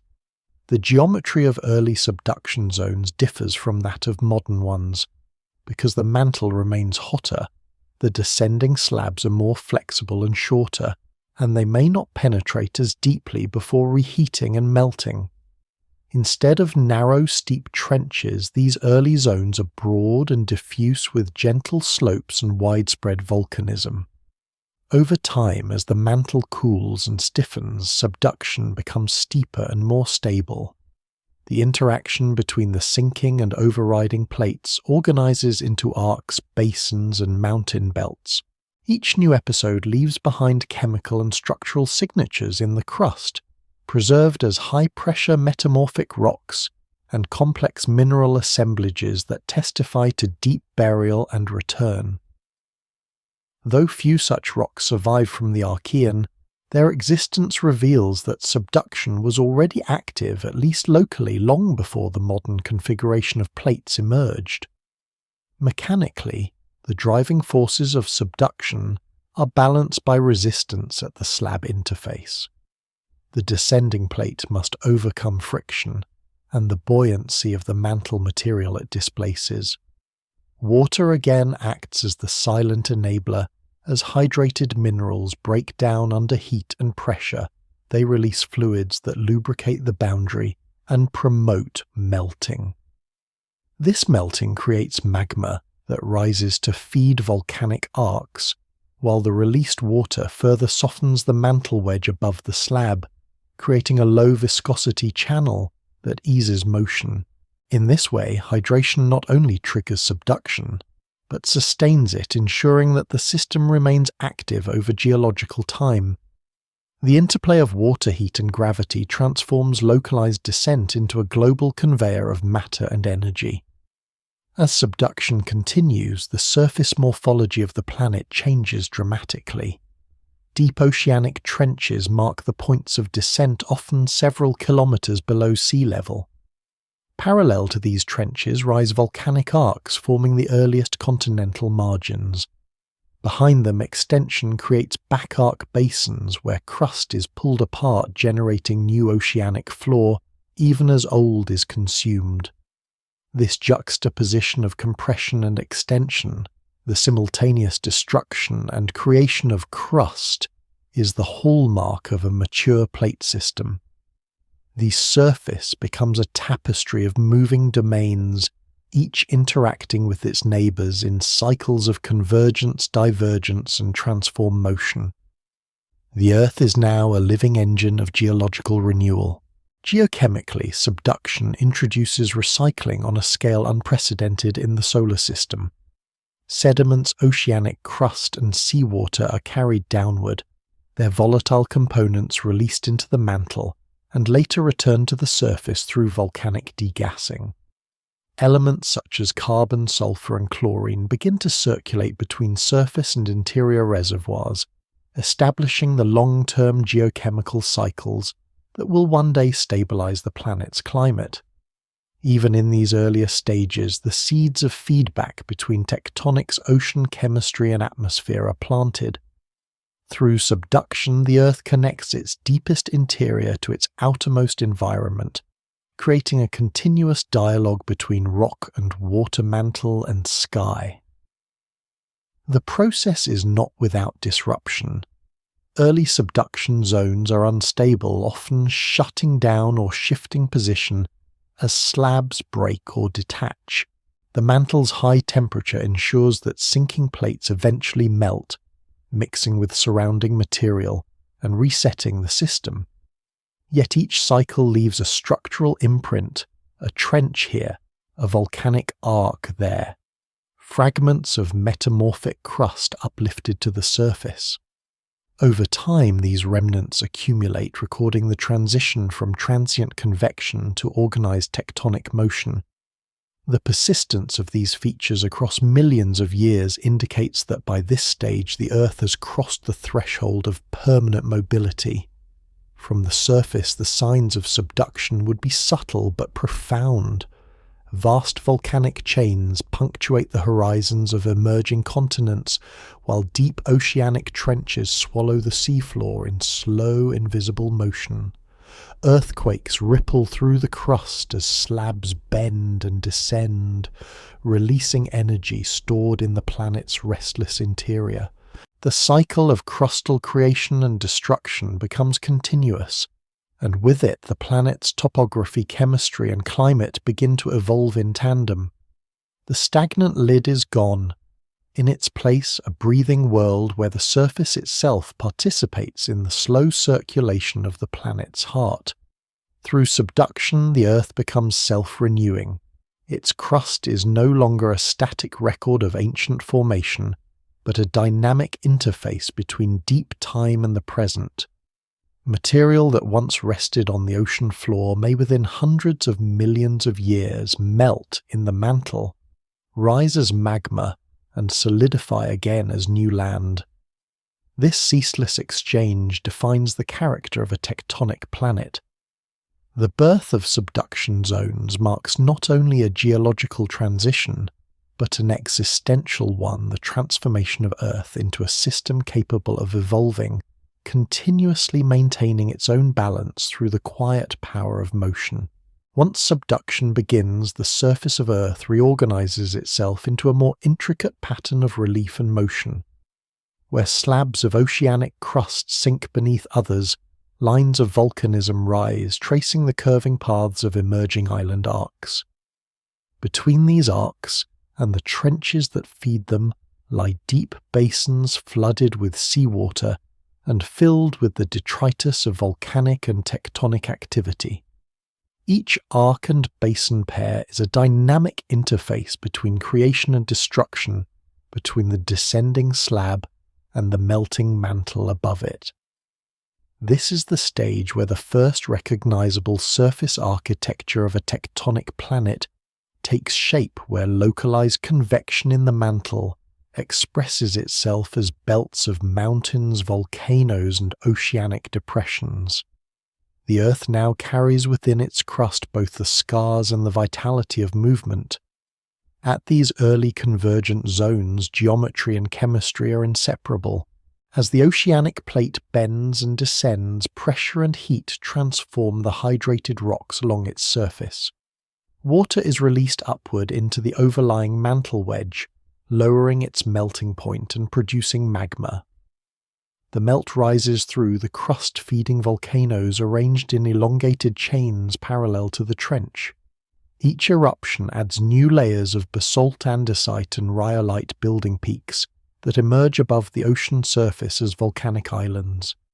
With time, these islands grow and merge into arcs hundreds of kilometers long. Between the arc and the trench, a four-arc basin collects sediment shed from volcanic slopes, while behind the arc extension opens a back-arc basin, as the overriding plate stretches in response to convective circulation. Together, these linked structures create the prototype for modern subduction systems.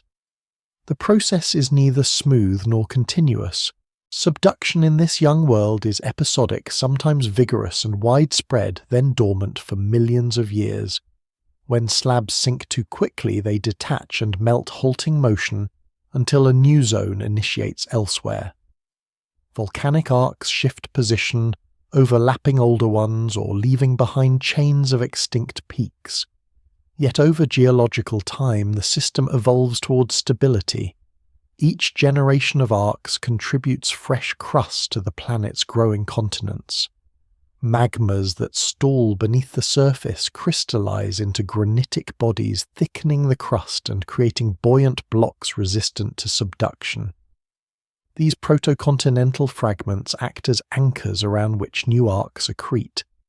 Through countless cycles, the continents begin to assemble from volcanic debris, metamorphic roots and sediments compacted in basins now long buried. The chemistry of magmas produced in these early arcs provides insight into the changing mantle beneath. Melts generated in hydrated environments are richer in silica and lighter elements, contrasting sharply with the dense magnesium-rich basalts of earlier eras. This compositional shift marks a deep change in how the planet recycles material. Water subduction and partial melting combine to extract light elements from the mantle and concentrate them in the crust, setting the stage for the chemical diversity of later continental rocks. Each eruption, each intrusion, each phase of crystallization adds new complexity to the crustal mosaic. The lithosphere is no longer uniform but layered and varied its chemistry, reflecting the integrated history of motion, melting, and weathering. Physically, the early arcs shape the planet's relief on a scale never before seen. Volcanic summits pierce the atmosphere, altering weather patterns by forcing air currents upward and seeding clouds with ash and aerosols. Heavy rains erode the slopes, washing sediments into the surrounding basins. Submarine landslides redistribute this material into fans that blanket the ocean floor. In the forearc, sediments mix with fragments scraped from the subducting slab, forming chaotic melanges that record the violence of plate interaction. These mixtures of volcanic ash clay and basaltic rubble are compacted and metamorphosed into the first accretionary prisms, wedge-shaped masses of rock that mark the boundary between ocean and continent. Though crude compared to modern examples, they signal a new kind of construction mountains, born not from impacts or plume uplifts, but from the persistent collision of moving plates. In the back arc regions, the interplay of heat and extension produces a contrasting landscape. Here, rising magma forms spreading centers that generate new crust as the overriding plate stretches. The result is a chain of small oceanic basins linked to the volcanic arc by narrow ridges. These basins act as pressure release valves for the mantle's convection, allowing hot material to escape while accommodating the lateral motion of plates. Over millions of years, they open and close repeatedly, their floors covered with pillow basalts, hydrothermal vents, and layers of ash. Together, arcs, trenches, and basins form the first coherent pattern of global circulation, a system of subduction-driven convection that transforms the Earth's surface from static to kinetic. The cycles of volcanism and sedimentation in these regions also influence the planet's hydrosphere and atmosphere. Eruptions release carbon dioxide, sulfur, and water vapor, feeding greenhouse gases into the air and maintaining surface warmth despite a dim sun. Meanwhile, chemical weathering of volcanic rocks draws carbon dioxide back out of the atmosphere, locking it into carbonate minerals that accumulate in basins. This balance between volcanic outgassing and silicate weathering becomes the foundation of Earth's long-term climate stability. In this way, tectonic activity begins to regulate not only the planet's shape, but also its temperature and chemistry. The surface and interior evolve together, linked by cycles of gas and rock that will continue indefinitely. Within the crust, metamorphism records the immense pressures and temperatures of subduction. Basalts buried to depths of tens of kilometers transform into blue schists and eclogites, dense rocks that preserve evidence of descent into the mantle. When these rocks are later exhumed by uplift and erosion, they provide a record of the earliest tectonic recycling. Their minerals bear isotopic signatures that reveal the movement of water, the timing of melting, and the depth of burial. Although only fragments of such rocks remain in ancient terrains today, they testify to the global establishment of subduction as a stable and recurring process by the Middle Archean eon. As the system matures, feedback between tectonics and crustal growth accelerates. Each generation of arcs thickens the crust through magmatic addition and deformation. Thicker crust insulates the mantle, focusing heat beneath continents and promoting further melting. The cycle becomes self-reinforcing, creating more buoyant continental material and extending the lifespan of tectonic activity. The surface begins to resemble the world recognizable today, alternating zones of oceanic crust, volcanic arcs, sediment-filled basins, and emergent continental platforms. Though the continents are small and scattered, the global pattern of tectonic belts, trenches, and ridges is established. From above, the planet would now display its first true geological contrasts. Deep blue oceans overlie sinking slabs while curved lines of volcanic islands mark the arcs. Wisps of white cloud trail over erupting peaks, their plumes merging into the atmospheric haze. The continents glint as lighter patches against the darker seas, shaped by erosion and deposition that distribute fine sediments across the globe. Beneath this complex surface, the mantle continues its slow circulation, now guided by the predictable geometry of subduction zones. The stagnant lid has evolved into a breathing crust organized into an endless cycle of descent and renewal. The primitive arcs and basins, transient yet persistent, have given Earth its rhythm, a planet forever remaking itself one slab at a time. Beneath the restless crust and dynamic arcs, the story of the planet's transformation is recorded in the smallest of witnesses. Tiny crystals of zircon, each no larger than a grain of sand, endure when almost every other remnant of early Earth is erased. Resistant to heat pressure and chemical weathering, these minerals survive through the upheavals of subduction, metamorphism, and erosion. Within their atomic lattices, they carry isotopic memories of the time and environment in which they formed. From them, geochemists reconstruct the planet's deep history, when crust first differentiated, when oceans interacted with rock, and when plate tectonics began to organize the planet's surface. Zircon thus becomes the voice of a silent world, revealing what the rocks themselves can no longer show. The oldest zircons known, discovered in ancient sediments of Western Australia, date back more than 4 billion years older than any intact rock. Their chemical composition reveals that they crystallized from magma, enriched in silica and oxygen, indicating a source derived not from primitive basalt, but from material already processed by melting and interaction with water. The ratio of hafnium isotopes within these zircons shows that continental-type crust existed within a few 100 million years of Earth's formation. This evidence implies that processes capable of recycling and remelting rock, perhaps early forms of subduction or plume-driven crustal overturn, were already at work.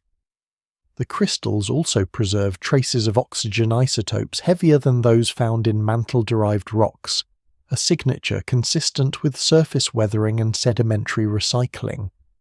Together, these data suggest that liquid water erosion and crustal reprocessing were all established long before the earliest known continent stabilized.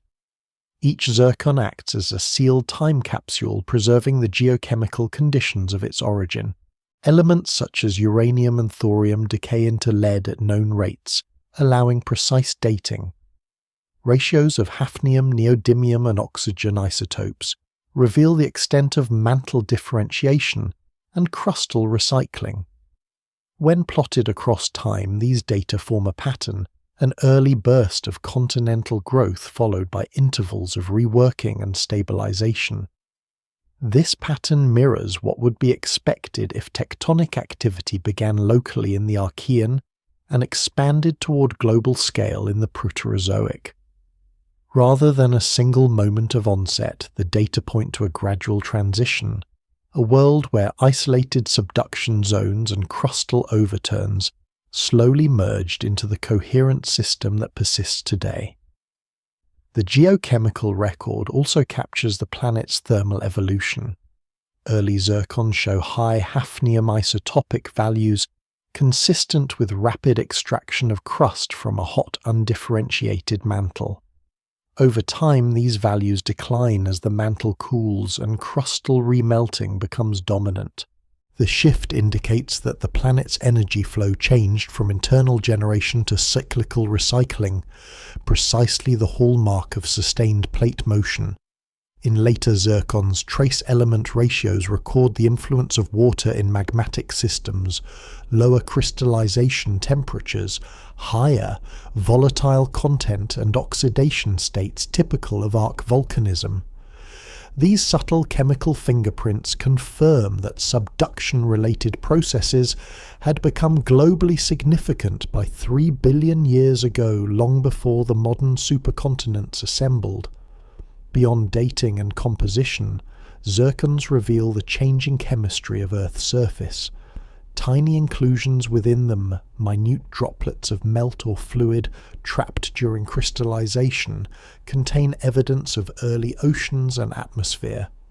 Some inclusions preserve ratios of deuterium to hydrogen matching those of present-day seawater, implying that the hydrosphere had reached near-modern composition remarkably early.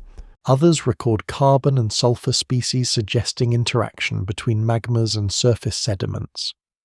These microscopic archives demonstrate that by the time plate tectonics gained momentum, the surface and interior were already chemically intertwined. Every volcanic eruption, every subducted slab, and every cycle of erosion and deposition fed this growing connection between deep and shallow Earth.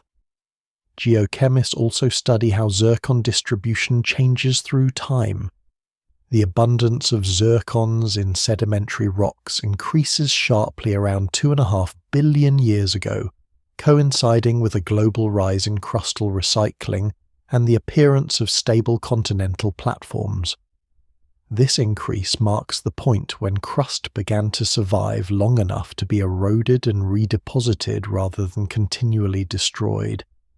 It signals that plate tectonics had reached the threshold of global operation. From this era onward, the isotopic diversity of zircons expands, reflecting the widening range of magmatic environments, continental arcs, rifts, and collisional zones that characterize a mature tectonic planet. The chemistry of zircon provides another insight: the deepening role of water in Earth's evolution. Oxygen isotopes heavier than mantle values indicate that magmas were derived from rocks altered at the surface and reintroduced into the mantle. This process, unique to a planet with oceans and subduction, shows that the hydrological cycle had penetrated the lithosphere deeply enough to influence mantle melting. By tracing such isotopic shifts, scientists can chart how the planet's internal dynamics began to depend on surface processes. Water not only weakened the lithosphere but also altered its chemistry, ensuring that the products of tectonics would bear the mark of the ocean itself. The hafnium-oxygen relationship within zircon is especially telling. High hafnium values combined with heavy oxygen isotopes imply that new continental crust was being produced from reworked water-altered material. This coupling becomes prominent around 3 billion years ago, matching independent evidence for widespread subduction. The appearance of these geochemical signatures marks a permanent shift in how crust formed from localized melting above plumes to continuous recycling at convergent margins. By then, Earth's crust was no longer transient. It was durable, buoyant, and cyclically renewed. The isotopic record preserves the fingerprint of this stabilization even when the rocks themselves are long vanished. The global distribution of ancient zircons tells another story about the planet's organization. The clustering of similar isotopic ages across distant cratons suggests that early continents were already interacting through processes of collision and rifting. Though smaller and more numerous than today's land masses, these protocontinents likely moved relative to one another, assembling into transient supercratons that formed and dispersed through Archean time. The existence of such patterns implies lateral motion across the planet's surface, a conclusion consistent with the isotopic rhythms preserved within zircon populations. Each generation of crystals records not only its own formation, but also the grand choreography of the continents themselves. Viewed together, the geochemical record in zircon demonstrates that the birth of plate tectonics was not a singular event, but a long transition recorded atom by atom. From hafnium to oxygen, from uranium decay to mineral inclusion. Every aspect points to an Earth learning how to recycle itself. These crystals scattered through sediment serve as the planet's diary, one written in chemistry, instead of words spanning eons and surviving cataclysms. Their persistence allows scientists to read the sequence of transformation that shaped the modern world from molten beginnings to a planet where rock, water, and time collaborate in perpetual motion. In their quiet durability, zircons embody the endurance of Earth's memory, holding within them the whisper of the first continents, the first oceans, and the first stirrings of the plates that still move beneath our feet. While zircon preserves the planet's memory at the microscopic scale, the larger crust tells its story through metamorphism. Metamorphic rocks are those transformed by heat pressure and fluid interaction, records of where the crust has been buried, deformed, and returned. These rocks act as geological thermometers and barometers, revealing the conditions deep within the Earth at the times they formed. Through them, scientists trace the descent and exhumation of crustal material, the growth of mountains, and the evolution of subduction zones. They are in essence the fossils of tectonic motion. When examined collectively, their mineral structures and pressure-temperature histories confirm that by the Archean era the planet had already developed the capacity to recycle and rework its surface through deep burial and uplift. The first metamorphic signatures appear in the form of greenstones and banded gneisses, preserved in the oldest continental crust. These rocks display textures formed under both high temperatures and moderate pressures, conditions consistent with thick crust heated from below by mantle plumes or early magmatic underplating. Yet as time progresses, the range of metamorphic conditions expands dramatically. Rocks formed under higher pressures but lower temperatures begin to appear, assemblages such as blue schists, eclogites, and garnet pyroxene schists that can only form where cold crust is forced deep into the mantle before reheating. These mineral associations mark a new regime, the emergence of stable subduction, where slabs of oceanic lithosphere descend beneath others and carry hydrated material to great depth. Their existence provides physical proof that by at least 3 billion years ago, Earth's crust had learned to sink, transform, and rise again. Each metamorphic rock carries a specific signature of depth and heat. Minerals like garnet, kyanite, and omphacite grow only under particular pressure-temperature combinations. By analyzing their compositions and zoning patterns, geologists reconstruct the paths rocks followed through the crust, the so-called pressure-temperature time trajectories. Some paths show rapid burial followed by slower cooling characteristic of subduction and exhumation. Others reveal heating without deep burial, the mark of crust thickened by collision or magmatic intrusion. Together, these trajectories form a map of early tectonic environments. They show that the processes responsible for building mountain belts and recycling oceanic crust were not only present but regionally organized, suggesting that by this stage plate tectonics was more than an isolated phenomenon, it had become planetary. Metamorphic rocks also reveal the presence and movement of fluids, particularly water and carbon dioxide, within the crust. Fluid inclusions trapped within minerals preserve the chemistry of these ancient solutions. Their compositions indicate that water circulated widely through the lithosphere, facilitating mineral reactions and transporting heat. The infiltration of fluids lowers the temperature at which rocks deform and melt, promoting ductility and easing the return of buried material toward the surface. In subduction zones, the release of water from descending slabs triggers partial melting in the overlying mantle-feeding volcanic arcs. These coupled processes create the continuous feedback between surface and interior that defines a tectonic world. Without fluids to lubricate and chemically react with rock, such recycling would be far less efficient. Metamorphic evidence shows that water had already become a structural agent in deep earth dynamics. The distribution of metamorphic belts through time provides further insight. The oldest preserved continental fragments contain high-temperature, low-pressure rocks formed near the surface of thick crustal plateaus. Later terrains, however, display paired metamorphic belts regions, where high-pressure, low-temperature rocks lie adjacent to low-pressure, high-temperature ones. This pairing is diagnostic of subduction zones. One belt forms in the descending slab, the other in the overriding plate. The appearance of such paired belts in rocks around 2.5 billion years old marks the maturation of global plate tectonics.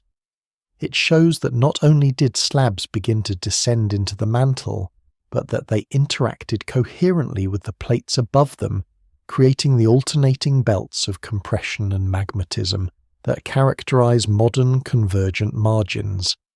As metamorphism reshapes the crust, it also builds the foundation of continents. Each episode of burial and heating thickens the crust and strengthens it through recrystallization. The resulting rocks, granulites, gneisses and schists, form the deep roots of cratons, the ancient stable cores of continents that endure for billions of years. In these roots, minerals grow large and interlocking, forming fabrics that resist deformation. Once cooled, they become rigid blocks that drift slowly across the planet, immune to the recycling that consumes the oceanic crust. The existence of such stabilized continental nuclei around 3 billion years ago indicates that tectonic processes had already produced differentiated lithosphere capable of long-term survival. These cratonic blocks serve as the anchors around which younger terrains accrete, building the continental architecture that persists today. Metamorphic evidence also captures the rhythm of crustal recycling through time. Geochronology reveals pulses of orogenic activity episodes of mountain building separated by quieter intervals. Each pulse corresponds to the assembly of continental fragments and the collision of tectonic plates. The repetition of these cycles suggests that by the late Archean Earth had entered a regime of periodic supercontinent formation and breakup.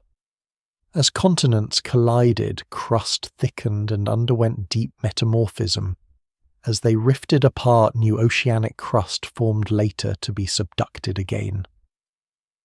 The pattern of burial and exhumation recorded in metamorphic minerals mirrors this grand tectonic breathing, where mountains rise and erode, oceans open and close, and the surface renews itself without end. In the mineral chemistry of these rocks lie the traces of evolving planetary conditions.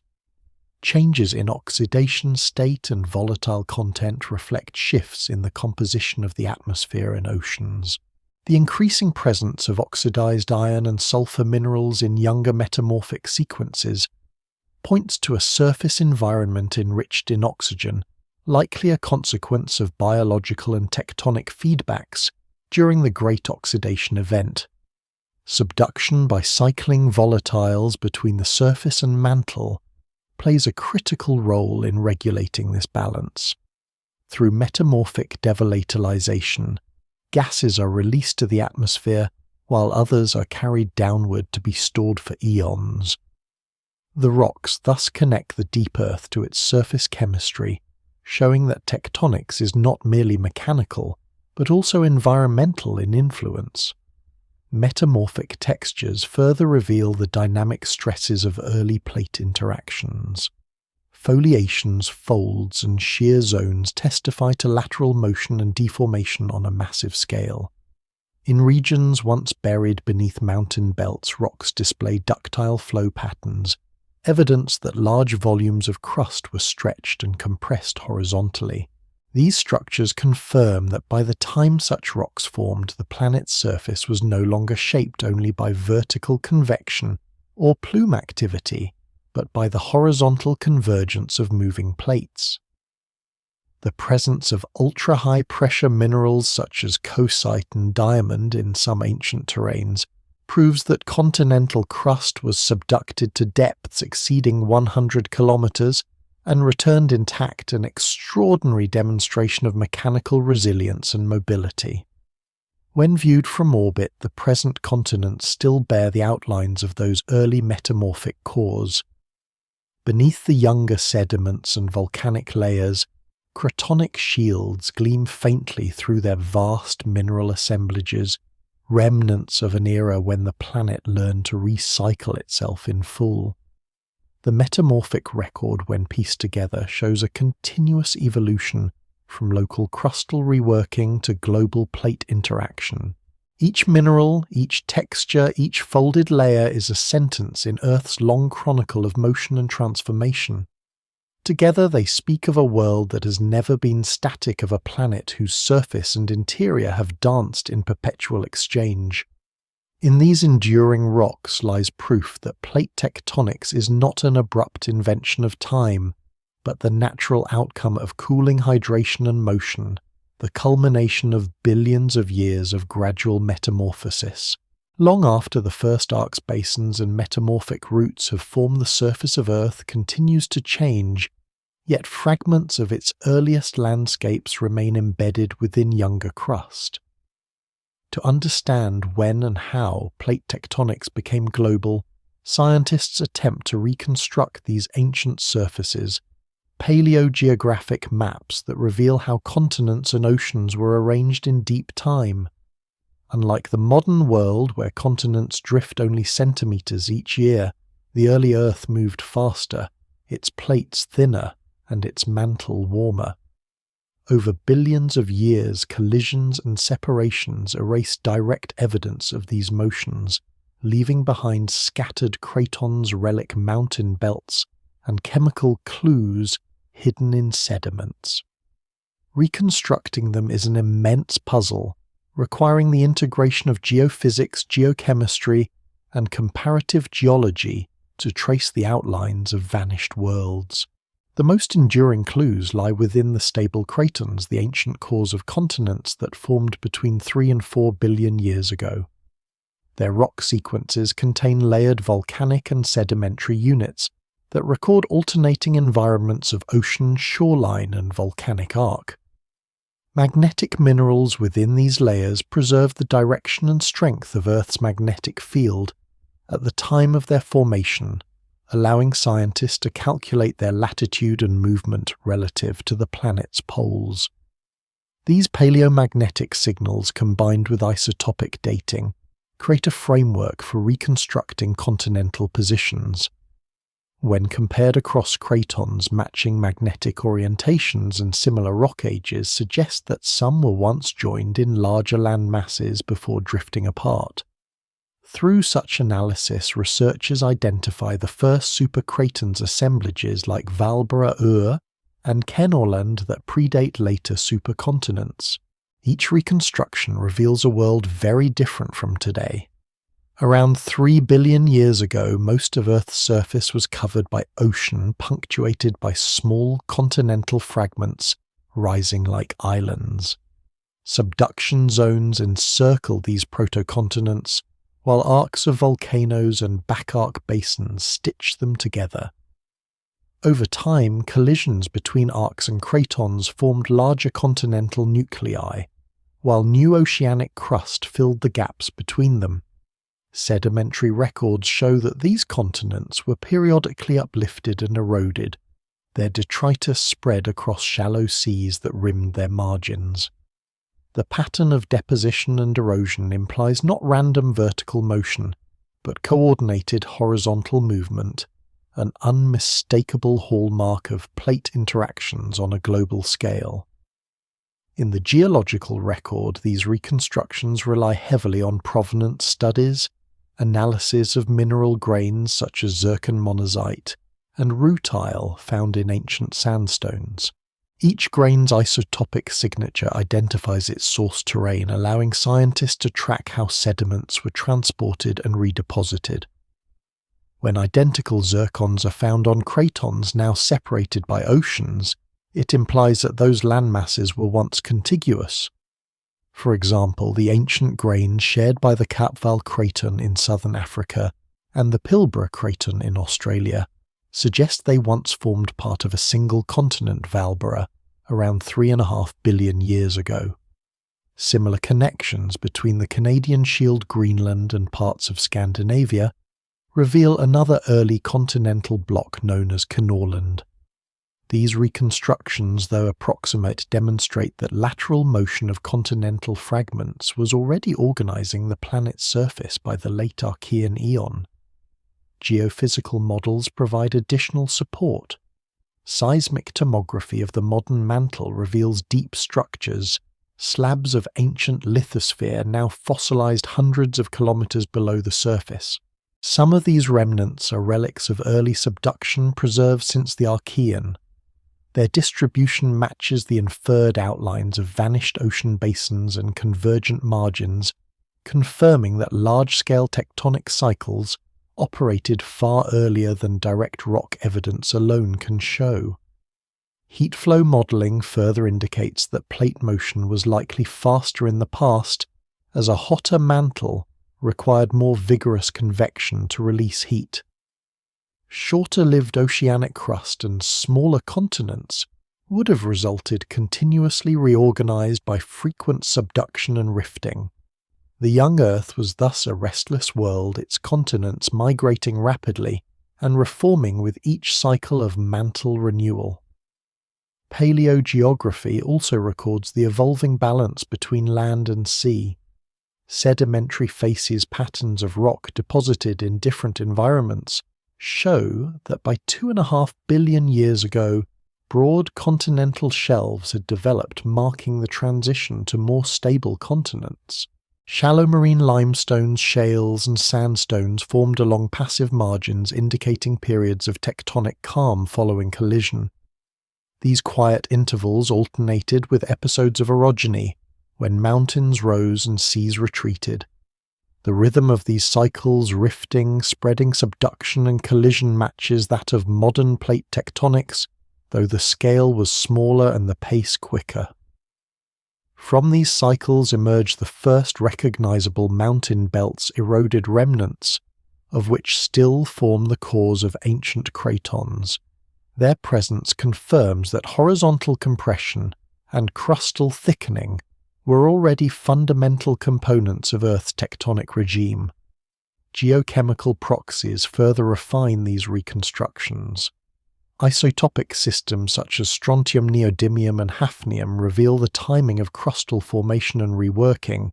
Global compilations show distinct peaks in crustal growth around 2.5 and 1.5 billion years ago, ages corresponding to major episodes of supercontinent assembly. Each pulse represents a time when plate convergence and subduction were particularly active, welding continents together into larger landmasses. Between these peaks lie intervals of crustal recycling and erosion, when supercontinents broke apart and new oceans formed. The repetition of these cycles, the supercontinent cycle, emerges directly from the paleogeographic record as a defining feature of Earth's long-term evolution.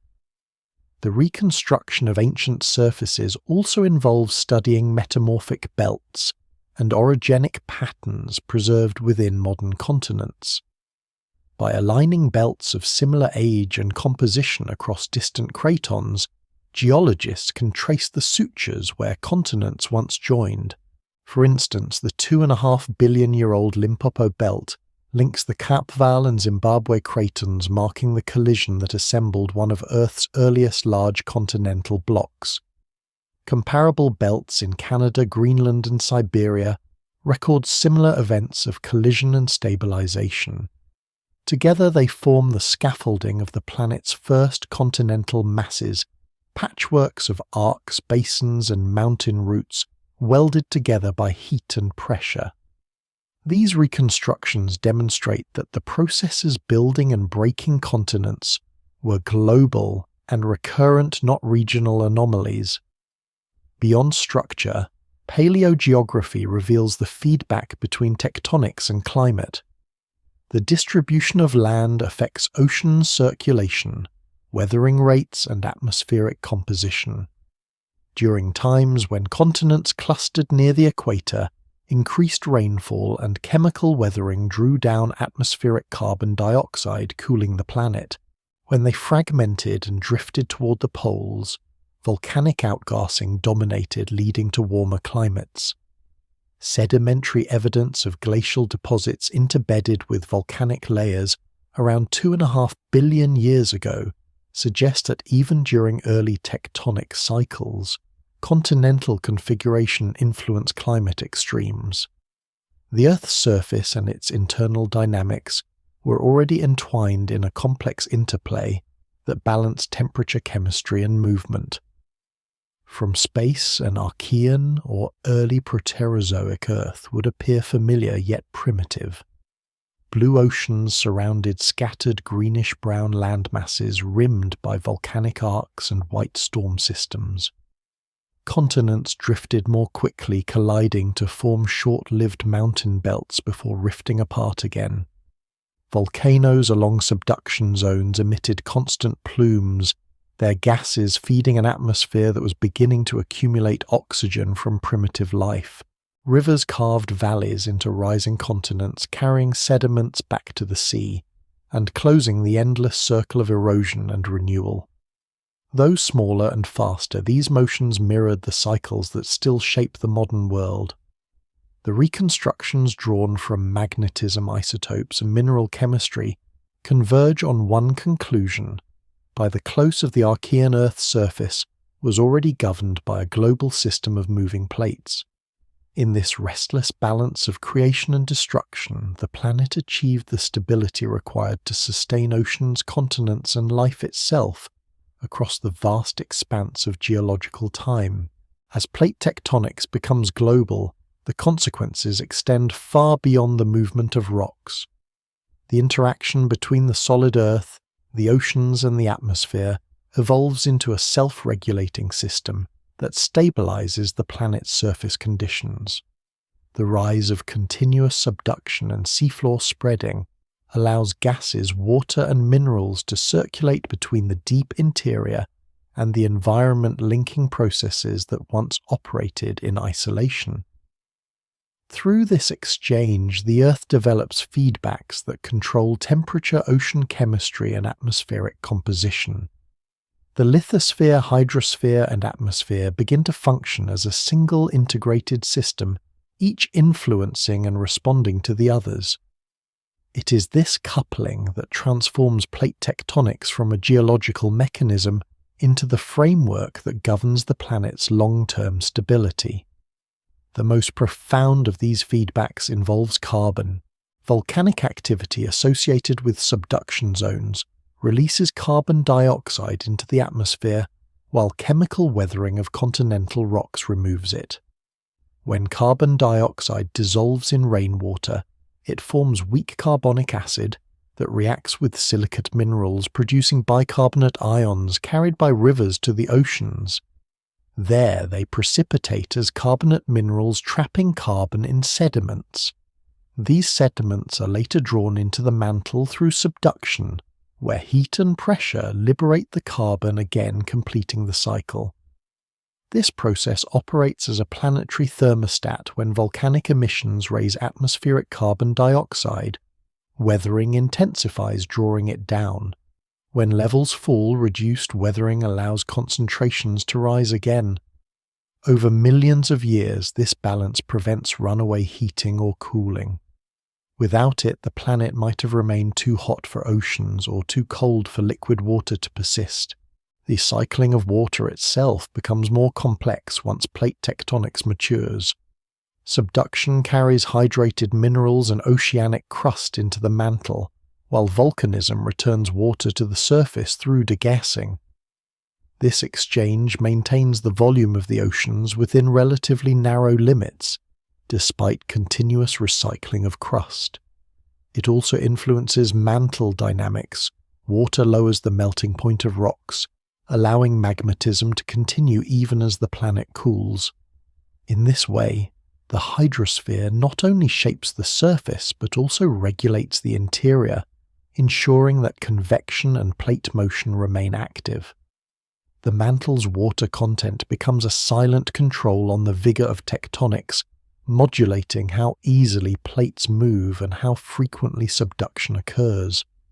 The link between tectonics and climate strengthens as continents grow and weathering increases. Exposed land provides a vast surface for chemical reactions that draw down greenhouse gases. As continents drift toward the equator, heavy rainfall accelerates these reactions while their movement toward the poles slows them. Over geological timescales, this continental drift drives oscillations in global temperature. The record of ancient sediments shows alternating periods of warmth and glaciation that correspond to times of continental assembly and breakup. When continents cluster into supercontinents, weathering and mountain building intensify, pulling carbon dioxide from the air and cooling the climate. When they rift apart, volcanic outgassing from new ocean basins restores greenhouse warmth. Through these cycles, the solid Earth exerts direct control over the planet's habitability. Subduction also governs the long-term composition of the oceans. Hydrothermal circulation at mid-ocean ridges exchanges elements between seawater and the crust, adjusting the balance of magnesium, calcium, and sodium that determines ocean alkalinity. As new crust forms and old is consumed, the chemistry of the oceans evolves in tandem with the pace of tectonic activity. Increased seafloor spreading injects more calcium into seawater, promoting carbonate precipitation. Slower spreading allows magnesium to dominate, altering the types of minerals that form. These subtle shifts influence the solubility of carbon dioxide and the stability of marine carbonates, tying ocean chemistry to mantle convection. Even the salinity of the seas depends on this continuous geochemical dialogue between rock and water. Atmospheric evolution mirrors these changes.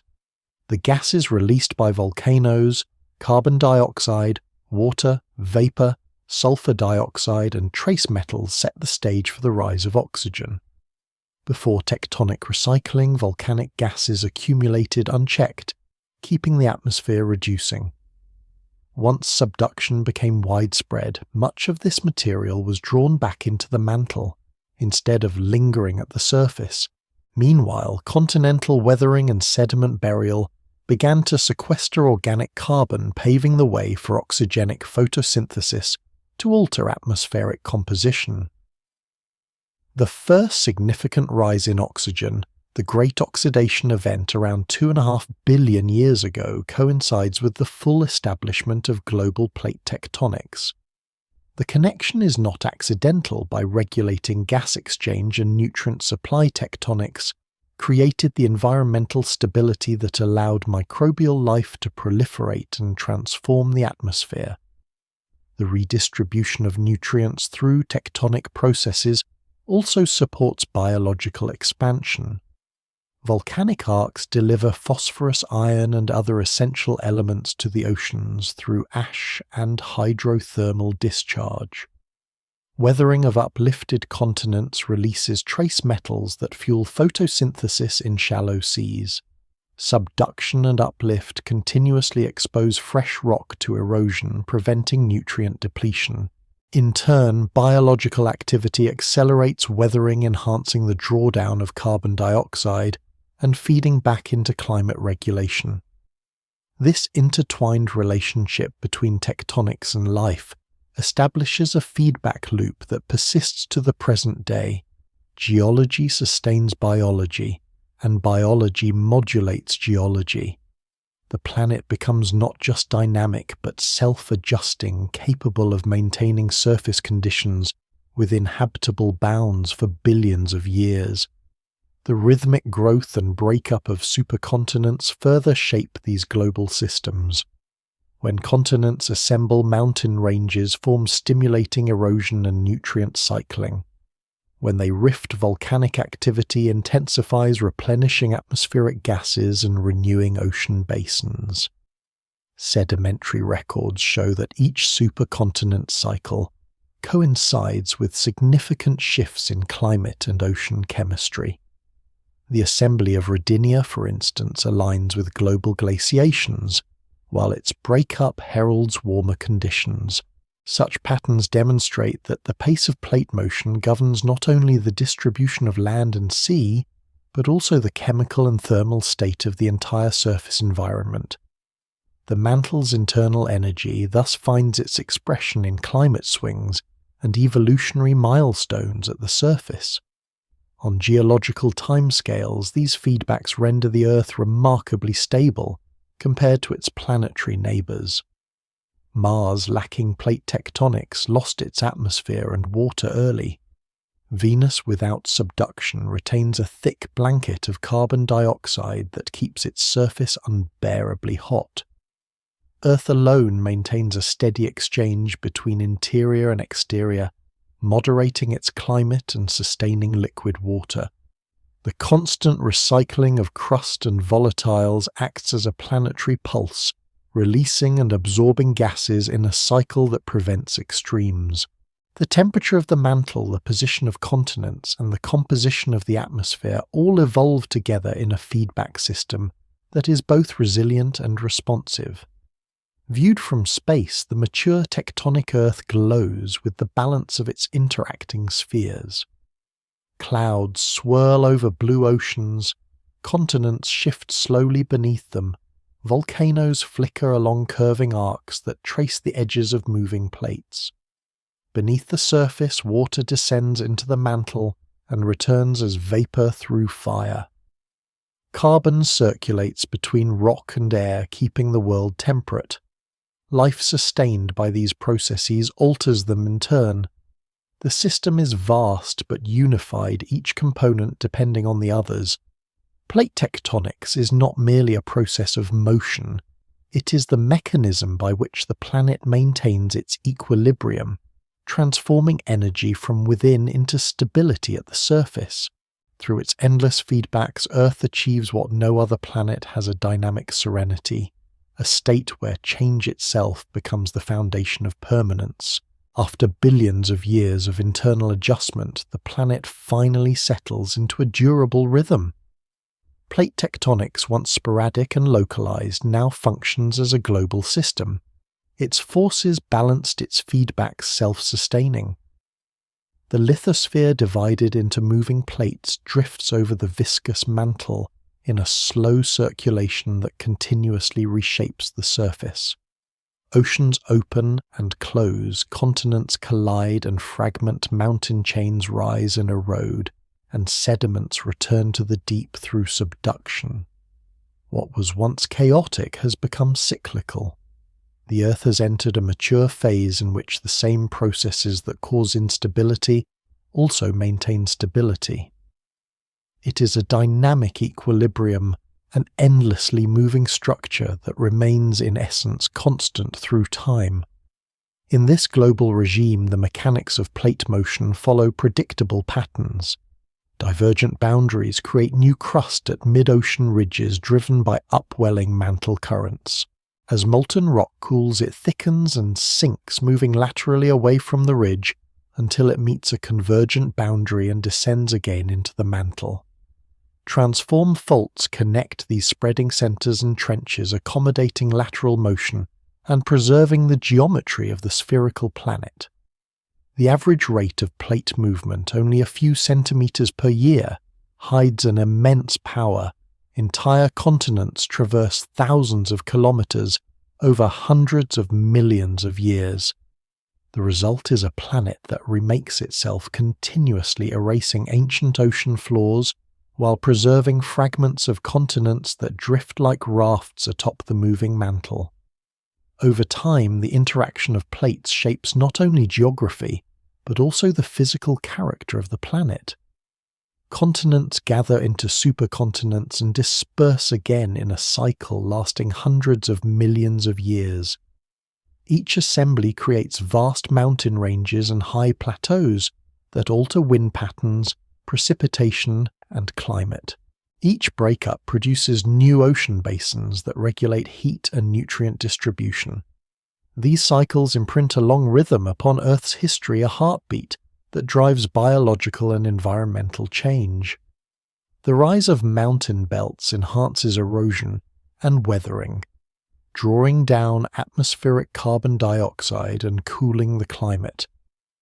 The breakup of supercontinents releases trapped carbon through volcanism, warming the world once more. Through these oscillations, the surface environment remains within bounds that sustain oceans and life. The crust itself evolves under this perpetual motion. Continental crust thickens as magmas generated in subduction zones accrete along its margins. Oceanic crust, continuously created and destroyed, maintains a constant average age of about 100 million years. Beneath continents, deep keels of ancient rock, the cratons serve as anchors stabilizing the plates above. Within the mantle, the cold slabs that sink at subduction zones gradually mix with warmer material, driving convection for eons. The planet's thermal budget stabilizes with heat, escaping primarily through this convective cycle, rather than through random volcanic resurfacing.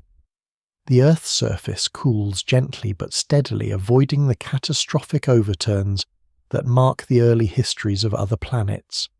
This stable tectonic regime transforms the chemical structure of the mantle and crust alike. Elements once concentrated near the surface are subducted and redistributed, while volatiles such as water and carbon dioxide cycle through melting and degassing. Over long spans, the balance between subduction and volcanism controls the size of the oceans and the composition of the atmosphere. The carbon silicate cycle continues to regulate temperature, while the recycling of nutrients through erosion and uplift sustains biological productivity. Plate tectonics thus becomes the engine of biogeochemical stability, ensuring that life can endure through changing solar luminosity and occasional catastrophes. The deep Earth, far from being isolated, acts as a thermostat and nutrient pump for the biosphere above. In this mature world, the distribution of continents shapes the diversity of environments. Chains of mountains stretch along convergent margins, while deep trenches trace subduction zones. Vast oceanic plateaus rise where plumes pierce the crust, and mid-ocean ridges wind like seams across the globe. The constant rearrangement of these features creates barriers and corridors for ocean currents and atmospheric circulation, influencing weather and climate on a planetary scale. Ice sheets advance and retreat as continents drift toward and away from the poles. Deserts form in the lee of mountain ranges, while tropical forests flourish along humid coasts. The topography, sculpted by tectonics, becomes the framework within which climate systems and ecosystems operate. Even the evolution of species is guided by this shifting architecture, as land bridges open and close, isolating populations and fostering diversity. The stability of the tectonic regime also brings predictability to geological hazards. Earthquakes, volcanic eruptions, and mountain building become concentrated along plate boundaries rather than scattered across the surface. While locally destructive, these events are globally constructive. They recycle materials, create fertile soils, and renew the crust. The periodic release of energy through such events prevents larger catastrophic buildups of strain. The Earth thus achieves a balance between destruction and creation, in which each eruption or tremor is a pulse in the planet's ongoing circulation. Compared with its early life, the planet is now orderly, its energy released not through chaos but through rhythm. The consequences of this global order reach deep into time. By the Proterozoic eon around 2 billion years ago, the surface stabilizes enough for sedimentary basins to accumulate thick sequences of layered rock, preserving a detailed record of tectonic, climatic, and biological evolution. The alternation of marine and terrestrial deposits chronicles the rise and fall of sea levels driven by plate motions. Iron formations, carbonate platforms, and glacial deposits mark shifts in oxygenation temperature and continental arrangement. The continuous operation of plate tectonics ensures that the geological record remains open-ended, never static, always rewritten by the next cycle of uplift and erosion. The planet becomes a book that writes itself, each chapter built upon the remnants of those before. As the internal heat of the planet continues to decline, the pace of tectonics slows but does not cease. The plates remain active because the system is self-sustaining. Descending slabs pull others behind them, and rising plumes push from below. This balance of forces ensures continuity, even as radioactive decay diminishes. The Earth cools gracefully rather than catastrophically. Its surface remains active enough to recycle crust and maintain the carbon cycle, yet stable enough to preserve continents for billions of years. In this way, the planet avoids the fate of Venus, whose stagnant lid traps heat, or Mars, whose smaller size extinguished its mantle circulation. Earth endures as a middle ground, its mobility the secret to its longevity. Seen from afar, this stability manifests as serenity. The shifting of continents is imperceptible to the human eye, the rising of mountains too slow to notice, yet the evidence of motion is everywhere. Ocean ridges glowing faintly with new lava arcs of volcanoes marking subduction zones, and long fault lines tracing the boundaries of plates. The entire planet participates in a slow dance between interior and exterior, a movement that will continue until the mantle cools too far to flow. In its current state, Earth's tectonic engine has achieved equilibrium self-sustaining, globally coordinated and intimately linked to the planet's climate and life. Every drift of a continent, every deep tremor, every plume of volcanic gas is part of the same ancient pattern that began billions of years ago, when the first slab bent and sank. This is the culmination of a long transformation from a molten sphere to a layered world, from a stagnant lid to a mobile crust, from isolated processes to a unified planetary system. The forces that once tore the planet apart now hold it together, recycling its surface and renewing its habitability. Plate tectonics, born from instability, has become the architecture of stability itself. It is the quiet heartbeat beneath the continents, the unseen rhythm that maintains oceans, atmosphere, and life. The Earth at last has found its enduring balance, a planet whose motion is its equilibrium, whose constant change is the reason it endures.